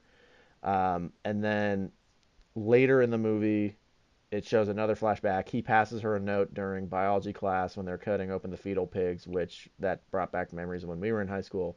And it says, "Meet me in the closet." And then when she goes in the closet, he's in there talking to her. So, like, he's playing up. He has a thing for her, and he says something about her being pretty or beautiful or something. Like, He liked her the hair. guy literally is a horrible human being. Yeah. Like, he's doing all these things with this in mind. It's like, man, you're terrible. But she they go in the closet, the lights are off, he's talking and making sounds to coincide with what's going on, and when she walks out of the closet, um she turns around or something, Yeah. and he's now standing outside of the closet with the almost the entire student body, and they start laughing at her. And then some other guy steps out of the closet and zips up his pants and talks about how good it was. And it's like, wow, that is one like Yeah, that was not a twist that I was honestly, expecting. like I was like, dude, she like I was like, I understand her want for revenge, but honestly, every single one of these people is now lucky that they're not in jail. Yeah, that was like it made me think of like Dazed and Confused where like they would get away with like doing drugs in public and like smashing mailboxes and doing like pledge things like border like my Well, like like first like maybe third degree assault with like paddle things and things like that. well, Sexual the assault other, is a whole nother level. the thing it made me think of was, what's the one where it's the 80s high school Fast Times at Ridgemont High. I actually watched that I think the week before we started recording this. Or I watched it but we ended up like I watched it because I'd never seen it before because I think I watched that and Fargo. I was like, I've never seen these two movies. I really want to. Oh, I didn't. Fast Times, Fast Times at Ridgemont High has an abortion that they gloss over. Yeah. And I was like, is that what how cavalier the attitude was about a lot of these things in the 80s where they just gloss over these horribly traumatic things? Well, Revenge of the Nerds too. In the '80s, I love that film, but at the same time, there's there's some pretty questionable acts involving uh tricking people into having sex with them, which is pretty Yeah. not okay. Yeah. Like that's what I'm trying to say. Like in Dazed and Confused, like hazing is one thing, but like there's a difference between hazing and full on like straight up sexual assault. Like Yeah, and that's what's in this movie. That is sexual assault. yeah, so Like it makes I'm perfect dude, sense I'm why not she's even so that makes perfect sense why she's acting the way she does in this when film. when she went in the closet, I thought they were gonna have her like kissing a pig Yeah. from biology, and then she gets out and that happened, and I was like, oh my God. Yeah. I like what she's doing now. I fully understand that she's like because so not only so she wants revenge on Maggie's mom because Maggie's mom's originally from this hometown. She moved away, she moved back. She wants revenge on Maggie's mom. I don't remember who she was as a kid, but essentially she could have, I think, stopped this. It's not so Um, much revenge on her. but It's more getting back at the dad for but emotionally she tormenting wants her. revenge on the dad. And then She and wants advert revenge on the and dad. then She wants yeah, revenge on Mercedes, who like put the lipstick on her and like talked her through what she needed to do in the closet. yeah, they were And kind of they her, were the colluding way together. she kills her, I almost started applauding. Oh, my theater cheered. She hits her with the truck. I was like, Dude, my um, theater cheered. Like just well, that was one thing that I would that was one thing that I'd kind of like why up to this point? Like cuz they live in the same town, like how did she decide it was now at this it specific point like that it okay, we just there's no way that they didn't see each other like in other it ways was that she could have like taken her out up to this point. Like if you think about it. honestly it plays off that dynamic that we kind of touched on last week when talking about Brightburn. So last weekend when I was out of town, I was actually visiting a family that lives just outside of St. Louis, and the two towns that we were in that weekend were just like the town in Brightburn and the town in this movie, where dude, everyone knows who everyone is in town. Everyone went to high school with them, and it's just a small town. That's exactly how this movie is. Like, Gotcha. they Oh, know the I cop. yeah, okay, I see what you So, mean now. so she is planning It, on, she wants revenge, and she just now made contact with the kid. Like, she's angry and she wants revenge. But really think about it. She just made contact with the kid of the person that she wants revenge on. She just made contact with his kid, who's hanging out with the kid who is now dating, or the guy she wants revenge on is now dating the girl, one of the girls she wants here, revenge on, and then let me help you out with the his name. the other girl that she wants.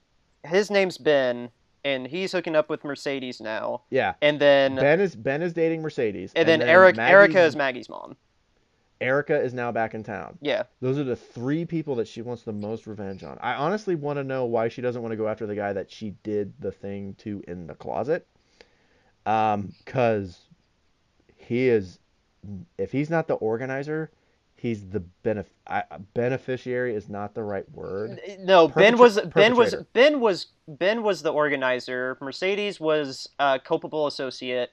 I feel like Erica was just kind of like not a bystander. She's just in the group of friends, She's a really. bystander, but not but like that. I mean, guilty by association because yeah, she Yeah. didn't stop it, and then But the guy that's in the closet, he is the guy the is recipient, yeah, or or I'd say, the guy is very much culpable of guilt because of or the perpetrator, yeah, however you want to look at it. yeah. But I'm kind of amazed that she didn't want to go after that guy.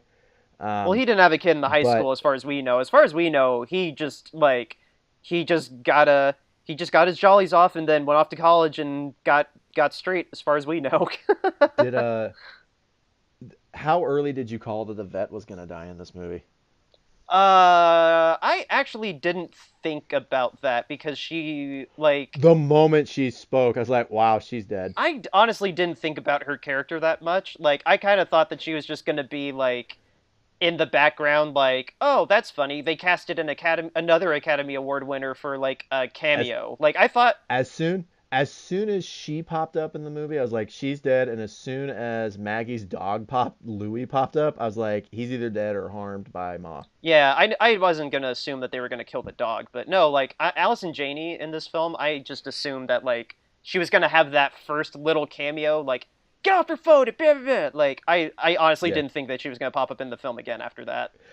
The other thing too, so when we were, and I know you said you don't want to, I am going to compare this to Greta because obviously I want to double feature these together one day just to see here's the thriller side, here's the horror side.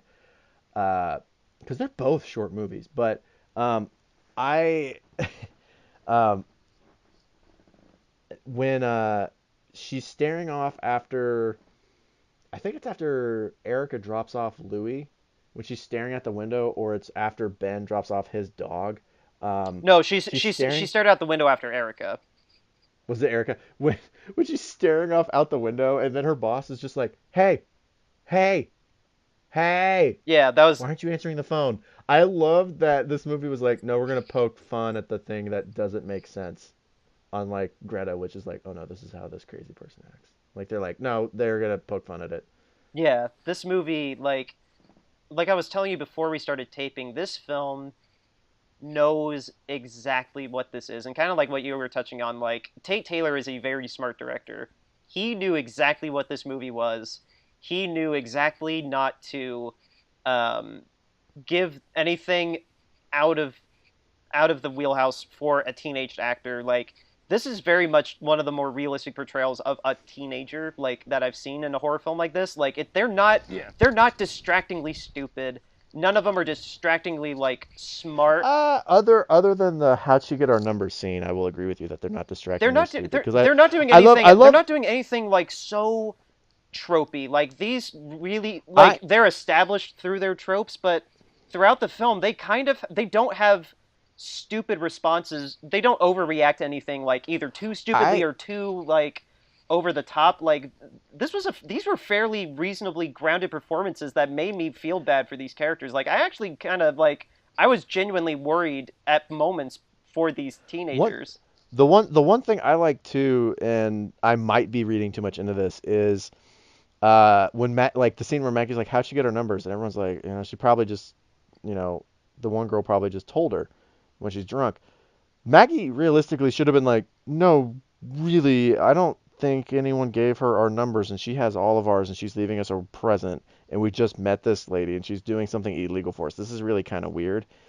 But the thing that I thought was good about that, about the writing in that scene and the writing throughout the movie, is Maggie's really the only one that's kind of like, hey, this is weird. Let's just cut her off and leave. Um, all the other ones like are just like, okay. And then the one stupid girl, she runs her mouth to her, which the scene where she runs her mouth to her at the school, it's like, you're an idiot. You have someone that is stalking you and being creepy. Why are you like giving them a reason to be angry at you? Haven't you seen movies like the one you're in? But Yeah, she, but so Maggie throughout this time, Maggie's the new kid at school. All the people are kind of brushing things off, and there's a scene that's very believable where Maggie comes back and her mom's like, "Why do you smell like weed?" And she goes, I didn't smoke any of it. What was I gonna do? Be a weirdo and tell him not to smoke weed? I'm trying to make friends and fit in. So what am I gonna do? Tell him not to smoke weed? Like, no, I just am not going to do it. And that scene really kind of delivered home to me of, she is right in noticing all the weird things that Ma's doing, but she's kind of right for just dropping it because she's just succumbing to peer pressure of, look, they don't think it's a big idea. Stop being weird about it. You know, just fit in. These people like you. I like hanging out with them. Let's just hang out with them. yeah, it's already strange enough. It's already hard enough going through what she's going through, like, with the big move, and then she doesn't have a dad in her life anymore, and she feels bad that the mom has to work on the floor of this casino. like, yeah, it's a really really good performance from this girl. Like, I really hope that she has a bright future in acting from this, because she's definitely one of the better teenage Yeah, performances I've seen in a horror film in a while, really. yeah. Um, and yeah, um, I thought the chemistry between him and the kid was really cute too. Honestly, like, none of the teenagers gave a bad performance. Like, the only one that even really stirred into their trope was the dumb girl that just kept running her mouth all the time. But even then, Well, like, it was a that and the dumb alpha. well, he wasn't really that. I didn't feel that he was that important versus the whole rest of the ensemble. It seemed like he Yeah. had the least amount of screen time. But but no, like uh, plot wise, You where want to talk about the big plot twist reveal of Ma?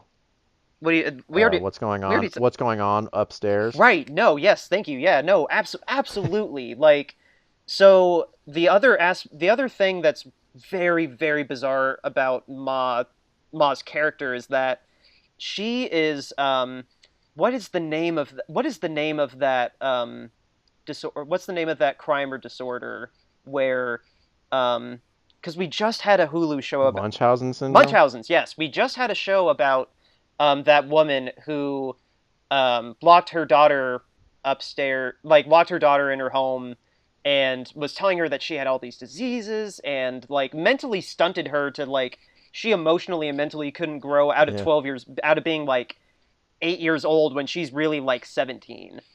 Yeah. The act, that's what it's called. She here in Ma, she is doing literally that with her own daughter.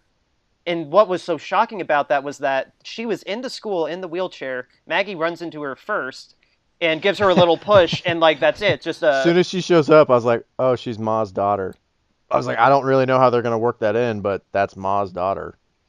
see, I didn't think about that. I just casual, just like, oh, that's kind of weird. Like, okay, that was a weird little run in that she had, but it was also kind of sweet and funny at the same time, because like, oh, I'm a good person. Sure, here, I'll push you.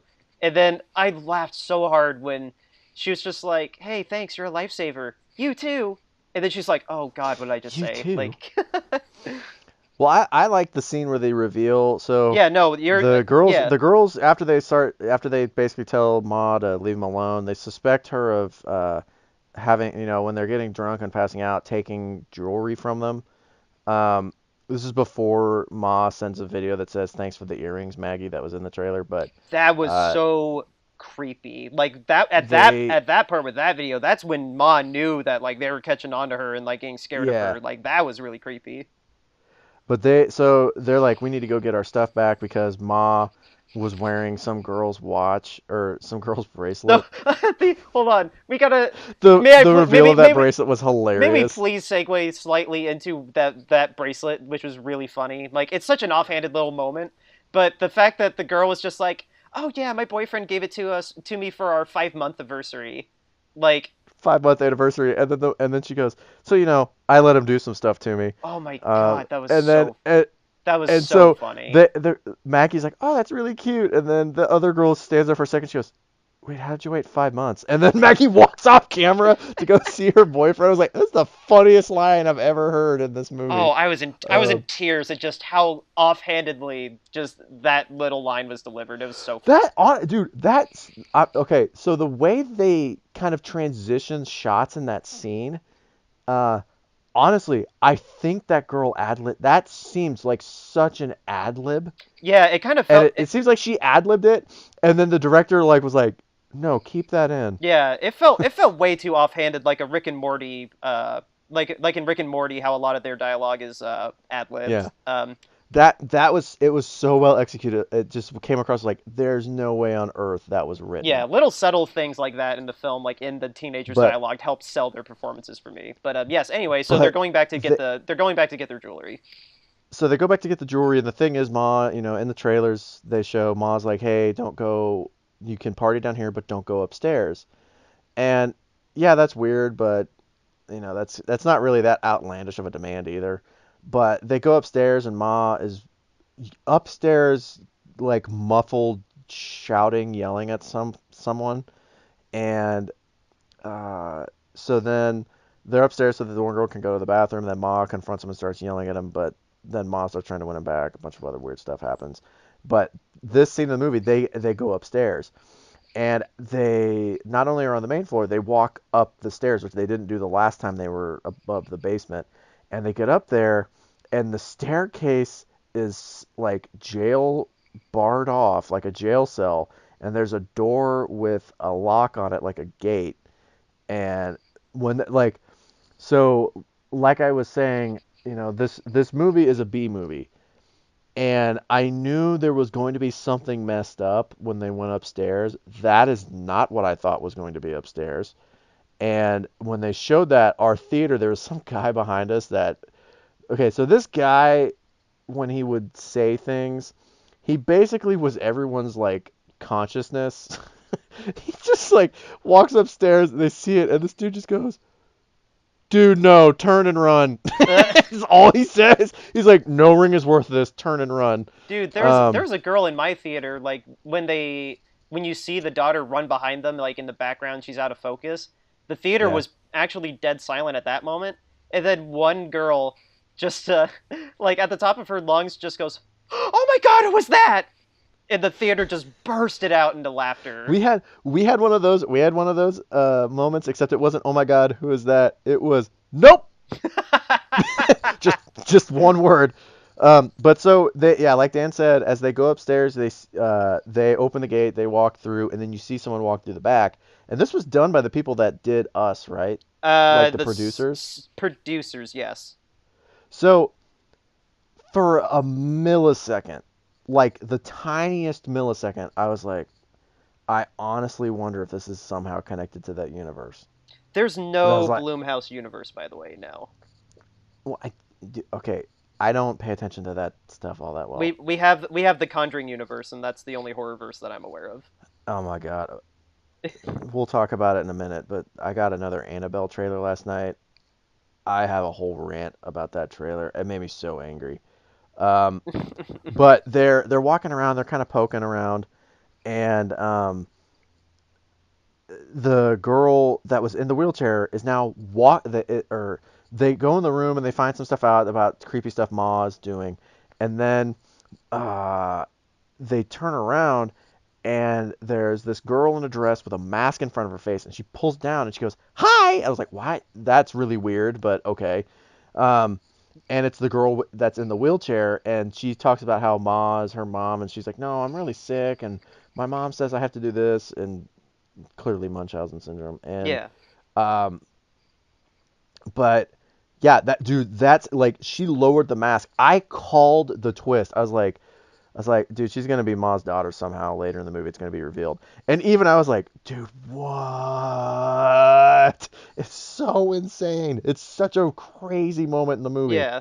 No, absolutely. Like, and that's also the moment when they see Ma's dresser, and there's photos of them, Yeah, um, and just that's when the that's when the dumb girl's finally just like, oh my God, okay, this is starting to get really freaky.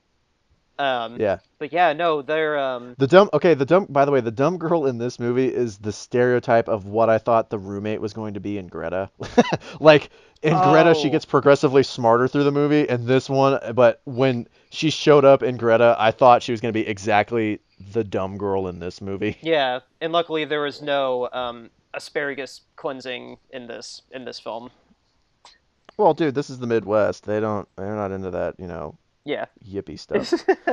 But no, Can the we talk about the ending? yeah, Because I honestly, like, I feel like that's no, I honestly was gonna say kind like of there's what. not much else to cover other than like how the bonkers ending this movie has, and we are starting to run a little bit, but But yeah, yeah, dude, that ending, let's start it's let's let's it's start in the trailer. let's start with before they're locked into her house when she there's the point where uh the dad Ben confronts her and says, "Why is my son coming here? I have trackers on all my cars." He's Why at is he here now? yeah. Why? Well, at the bar he's like, um, I don't ever want He's him to. not as friendly as he seemed in the vet office. Yeah, he first confronts her in a bar and says, "If my son's ever at my house, at your house again, I'm not calling the cops. I'm coming over." So then, like maybe like what 10 minutes later, he's she trick. 10 minutes movie time. Yeah, she ends up getting him to come to the house, because she steals a tracker, and he says, "Where the hell is my She's son?" also stealing tranquilizers from work, which her Dramamine. boss, Yeah. yeah, which her boss. Remember the scene where she goes, "Sorry, I have a migraine." Her boss goes, "Take a horse tranquilizer. I don't care." I was like, "Don't encourage that." That was so fun. You're clearly being sarcastic, but you, as a doctor, just told someone to take a tranquilizer. That's kind of a bad idea Yeah. in case there's negative consequences, which there will be. Yeah. So anyway, she tricks him to get to the house, and she knocks him out, and she ties him to the bed. And part of me at first was just like, "Oh my God, she's getting her assault revenge. This movie's gonna go. I This movie's gonna go somewhere I really thought dark." Like, I I thought Christopher Walken was going to come in and just start talking to him about his life, and then notice he was tied down to the bed and just play it off and walk out. yeah, with an IV in his arm this time. Like, but no, this is Ma's revenge. Is not only tying him to the bed, she connects him through an IV. No, no, no, no, no, no, no, no, no, no, no, no, no, no. We're not just glossing over what also she did. Oh God, yeah, yeah, yeah. She No, makes it look like she is going to Lorraine Bobbitt this whole situation and yeah, cut this dude's member off, which, by the way, that was a good prosthetic. Uh, yeah. That was when I forgot. I when she should. uncovers it and just grabs it, Kelsey looked at me and she just goes, "Oh my God, they're actually gonna have this since they showed that." And I went, "No, they're not." Like I went, for some reason I don't think that's what they're about to do. Yeah, they no. I should note that is one of the three moments that my theater screamed the loudest. Same. Hitting the window, that moment, and then the very end of the film were the three loudest moments in the film. And even I kind of Yeah. screamed a little bit because, like, I was like, "Oh my God, this is actually gonna happen!" Like, I mean, Yeah, because they tease it in the trailer, and I was like, no, she's just gonna stab him in the stomach. But no, she like works her way down, uncovers a towel, shows the prosthetic they put on him, grabs it, and then just like pulls it back and takes the knife and looks at him and says something. I was like, that's intense. But for some reason, I didn't think she was going to once she did that. But what she did was was honestly, that was a really cool way to kill him. after faking out cutting his member off, she literally IVs him to a bag of dog blood and says, "This is for you because you're a dog." I mean, Since you're a dog, yeah, she says you it should have some more. dog blood. Cause, Yeah. 'cause if you get the wrong blood type in you, you die. Well, yeah, and this is So cross species blood transfusion. so Like, it's cross species blood transfusion, and then she cuts his wrist so that his body is forced to pump the blood faster. yeah. By the way, you don't cut across for results. She should have. You don't cross the street, you go up the highway. Yeah. By the way, listeners, again, do not do what we just said ever. Yes, we are 100% joking about. We are 100. We're not even really joking. We're just saying, like, if based on medical things that we've seen, if you want it to be effective, you know what? Just don't. Yeah. No, that was 100% a joke. We do not advocate suicide. If you have suicidal thoughts, call that hotline. Anyway, so there's a birthday party that Ma's hosting downstairs with Luke Evans bleeding to death in her bed, and Maggie's not there because Maggie's grounded. But she leaves her house. Cause Maggie got smart and did something that most people don't do in these type of movies. When it's a teenager that's doing things that's technically illegal, underage drinking and smoking weed. Yeah. Um, she tells her parent. Oops, still there? Yeah. Okay, sorry. I'll cut that. Anyway, yeah, no, you're right. She gets smart. She tells the mom because at this point, Octavia Spencer is making FaceTime with parents. Like, she makes FaceTime with Juliette Lewis, and then that's when it gets too real. She tells her mom everything, and then she gets grounded. Yeah, she tells her mom because Louis outside making weird sounds, and she goes outside. There's a bunch of blood where he's laying out outside, and then she sees Octavia Spencer walk through the back, and then her mom's like, "Oh, I'm gonna call Ma so she can help our dog because she works at the vet office they take him to." She goes, "No, don't call her." Then she tells her mom why she doesn't like Ma. So smart move. But yeah, so then Kind of rare in these kind of movies. yeah. So then, anyway, she's grounded, but her boyfriend is still, and all the other friends are at this party at Ma's place for I don't remember, and it doesn't matter who had the birthday. But it turns out she arrives when Ma inadvertently, I guess, just told everybody to leave, but the original gang, I guess, the way that they phrased that was Yeah, kind of Ma weird. Ma just got kind of annoyed. The kids are walking out talking about how Ma. I think the quote was Ma's bugging. Yeah. Again, I'm not a hip young kid. Uh, I don't really like uh dental floss dance or whatever. You're not hip to the cool new lingo and all that. Yeah. Um, Hello, fellow students. But she gets there and they're talking about how Ma told everyone to leave. She only wants the original like group there, yeah. and everyone is really way drunker than normal, Well, or seemingly drunker. it turns out that she drugged all of them, and Did you? I like. I honestly thought it was just a dumb throwaway line when they had the pastor's daughter earlier in the movie. They go, yeah, she just goes to parties, but so she doesn't look like a total loser, fake passes out early in the party. And they're like, yeah, she's kind of passed out, but in the climax, Ma drugs everybody, and then like they all wake up in the basement tied up, and then the pastor's daughter is there just because she was pretending to be passed out and fell asleep, and then she just wakes up, and she's like, oh wait, what's going on? But my theater was in tears laughing. that was so funny. Yeah, when Maggie was just like, "Go back to sleep." Yeah. But so Ma has all of them unconscious and tied up with like a dog choker collar on. Yeah, everybody's got their Um, own choker collar. and so she sews the one girl's mouth shut, which that was a big thing in the marketing, and it's a pretty gruesome scene.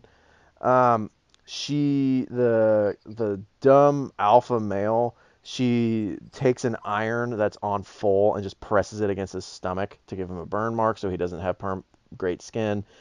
The thing with the girl is she's like she never knows when to shut up because she's basically retaking a yearbook photo and she's like he was voted best skin, she was voted best talker or something. Um, One most likely to never shut up. Yeah, one most likely to never shut up. She sews her mouth I shut. was I Best was totally skin. kidding, but yeah. Well, best skin. She burns them. Um, the token black character that they have in the movie. And this is what we were alluding to earlier. She just takes a paintbrush and paints his face with white house paint, and claims they only want one of, or there's only room for one of us, or something like that.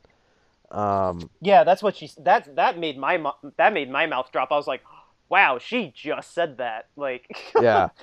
The Maggie's boyfriend is across the other side of the room, and she basically is talking about how she wants like to be voted cutest couple with him because it represents the father or something like that.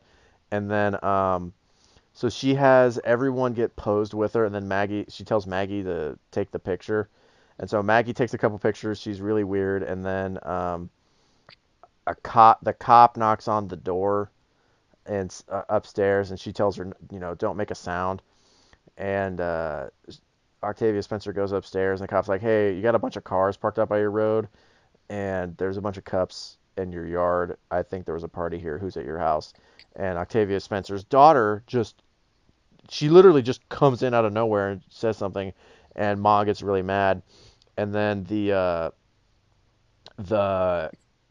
girl or Maggie downstairs starts making noise, and then she ends up shooting the cop with the gun that she pulled on the dumb alpha early in the movie, which should have been the flag of, hey, just stop talking to this lady. yeah, But she shoots the cop dead, starts yelling at her daughter, has them drag her downstairs, and then or drag the cop inside the house. Octavia Spencer starts to go downstairs again or something, and then her daughter like clubs her in the head. She falls over and knocks a candle over onto like some some highly flammable fluid and starts a house fire, while simultaneously uh, Erica and my one of my favorite characters from the movie, Stu. I love Stu. Stu was amazing. Wait, which one was Stu? Um, the gay coworker. Yeah, I love that gay character too. He was really Yeah. funny. So she like there's a house fire. They all get down there. The Maggie or Ma starts yelling at Erica, and she says your daughter's weak, just like you. And so she's trying to take. What is her daughter's name? Greenie? What was her name? Not Beanie. That's a great question. I can't remember. I have the cast list up here, but oh no, it was Beanie. That's Yeah, funny. We have two movies with beanies. yeah. So she starts trying to take her back upstairs, and Maggie runs over, tells Ma, "I'm not weak like my mom," and stabs her. And Ma, lets go of her daughter. Everyone leaves. Ma stays in the house. She goes upstairs, finds the dead body of Ben, kisses him on the cheek, and then lays next to him and just burns herself to death in the house. And And that's the end of the movie. yeah, there's no kind of falling action. There's no kind of extra little bit of closure. There's no tease of another one. Like There's no literally, sequel like bait. Like, there's no we go buddy put from into a chest with the Eiffel Tower, and then the chest starts knocking.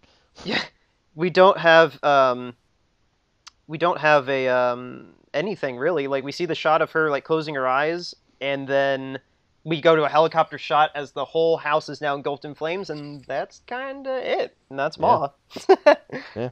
That was man. Can I I? mean, Okay. I guess I don't know. I guess in summation, I guess this was. I mean, like we kept lauding in this. Like Octava was so much better than this film deserved, and I mean, really, she's the reason to go see this if you go see this.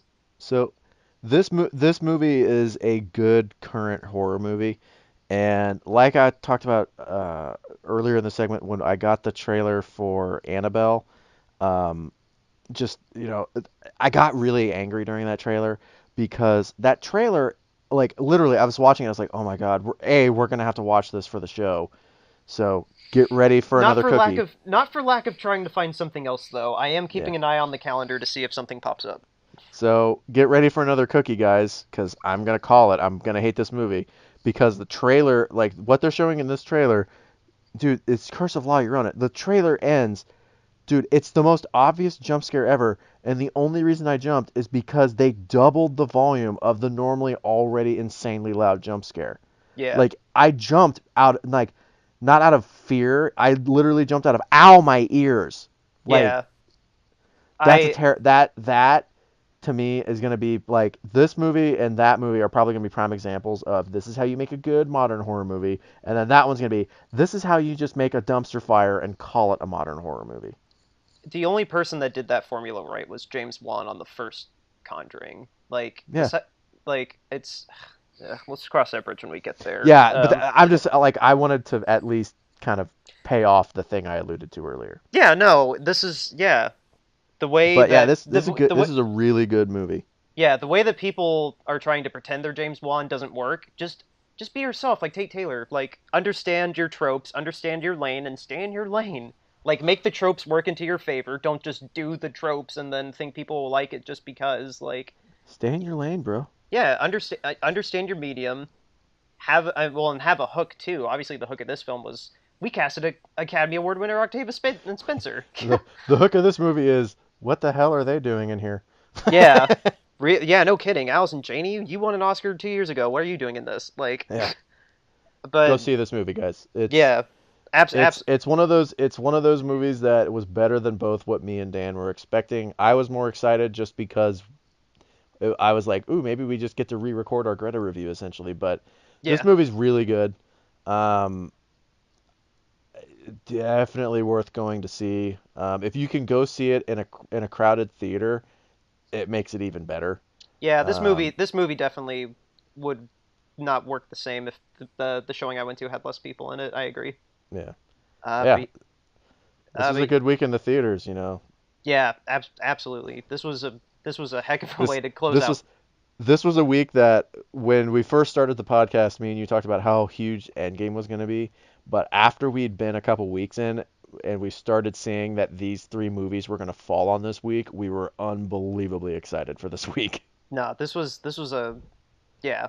I'm glad all three of these movies ended up being watchable. I I had before this, I had actually never done a double feature at a movie. I'd never seen two movies back to back in a theater. I've always wanted to. So I was actually extremely excited to at least get to do that. These movies could have been terrible, but I could have been like, I finally got to do the one of the things I've always wanted to do at a theater. Oh, that's how I've been doing. That's how I've been doing this show. Like, usually I'll end up seeing both the movies on the same day, if not one Friday night, one Saturday morning. But If we do too, yeah. yeah. Uh, but yeah. No, with that, sorry this review went a little over an hour, but nah, this was fun and a great way to cap off this triple feature. So we're gonna take one more quick break, and then we're gonna let you know what's going on our next episode. Be right back.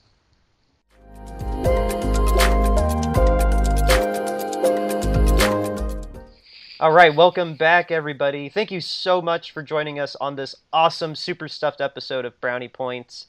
As always, we got to thank Isla Marfin from Fugue for the music. Thank you so much for the music, as always. Next week, it's a little bit of a smaller, quieter episode for us. We're only going to the theaters once to see X-Men Dark Phoenix. It's the final film for the first class cast that's been with the franchise since 2011. And then, Nick, it's your choice for the Time Machine film. What are we going to be watching? We're gonna see the adult version of Paul Blart. It's not that kind of adult version, just has more crude jokes and drug references. We're gonna go see the Seth Meyers film, Observe and Report. Or not Seth Meyers, Seth Rogen. Wow. Yeah, yeah. This is not the movie of Weekend Update. This is. Oh my God, can you imagine a movie that's just an hour and a half of Weekend Update jokes? Oh my god, that'd be great. But yeah, Um, Seth Rogen, Observe and Report. That's next yes, week. it's on Netflix, so you can join us for that film as well. But yeah, that's all we got coming up on next week's episode. It is a lot smaller, just to kind of calm down after this big endeavor we just went through. But yeah, it's still gonna be a good one. Hopefully, we'll see how Dark Phoenix turns out. Neither Nick and I are that excited for it, but and actually, you want to tell the listeners what you told me when I told you that Dark Phoenix was next week? I've never seen an X-Men movie. Literally none of them. None of the So original trilogy. Not so Logan. Not I've Origins. I've seen some of the original trilogy on TV, and I actually used to own a copy of X2, and I remember watching like maybe 45 minutes of it once and then turning it off. I've never really wanted to see the X-Men movies all that much, and then when I got to the age where I started to get curious about like, oh, maybe I should watch them, was when they all started being bad, it seemed, so I just didn't go see them. Oh my god. I luckily for you fans, I have seen all of them. I will not drown you with my rankings of them right now. I will just say though that Origins is the worst one and Logan is the best one. If we're talking the entire ensemble, like not counting those two films, X2 is the best film and Apocalypse is the or yes, I will put Apocalypse as worse than Last Stand. Fight me. Um, but yeah, At us, bro. yeah. But yeah, if you want to fight me through social media, Nick, where are we on social media? Well, if you want to add us, you can go to Twitter at brownie_cinema, and we also have a Facebook page, Brownie Points Guide to Cinema. We're much more active on Facebook. We're getting better at Twitter. We also, the best way to tell it's us when you find us, it's our logo, the bowl of popcorn with a brownie in it. Um, and then we're also on YouTube. We upload every episode as a YouTube video, unless it gets copyright striked. Thanks, whoever did that. But it's Brownie Points Guide to Cinema, and that's the channel name. We just, like I said, we just put the logo as the background. Um, and then we have an email address, browniepointsguidetocinema@gmail.com. Sorry about the email address. I'm the one that put it in, and I did a terrible job, so bummer. All right, and then uh, in terms of the audio aspect of it, we are on Apple Podcasts, we are on Spotify, we are on Google Play. We go through Anchor, so we're on Anchor.com as well. Rate, review, share, subscribe. You know the drill. Help spread the word about us. If you know anybody that likes listening to people talk about movies, let them know that we are on the most popular. We're on the most popular podcasting platforms outside of Stitcher. But no worries. Like I said, we're on Spotify, Google, Apple. So yeah, with that, that's it for this week's show. We will see you next week for Dark Phoenix and Observe and Report. Holy jumping.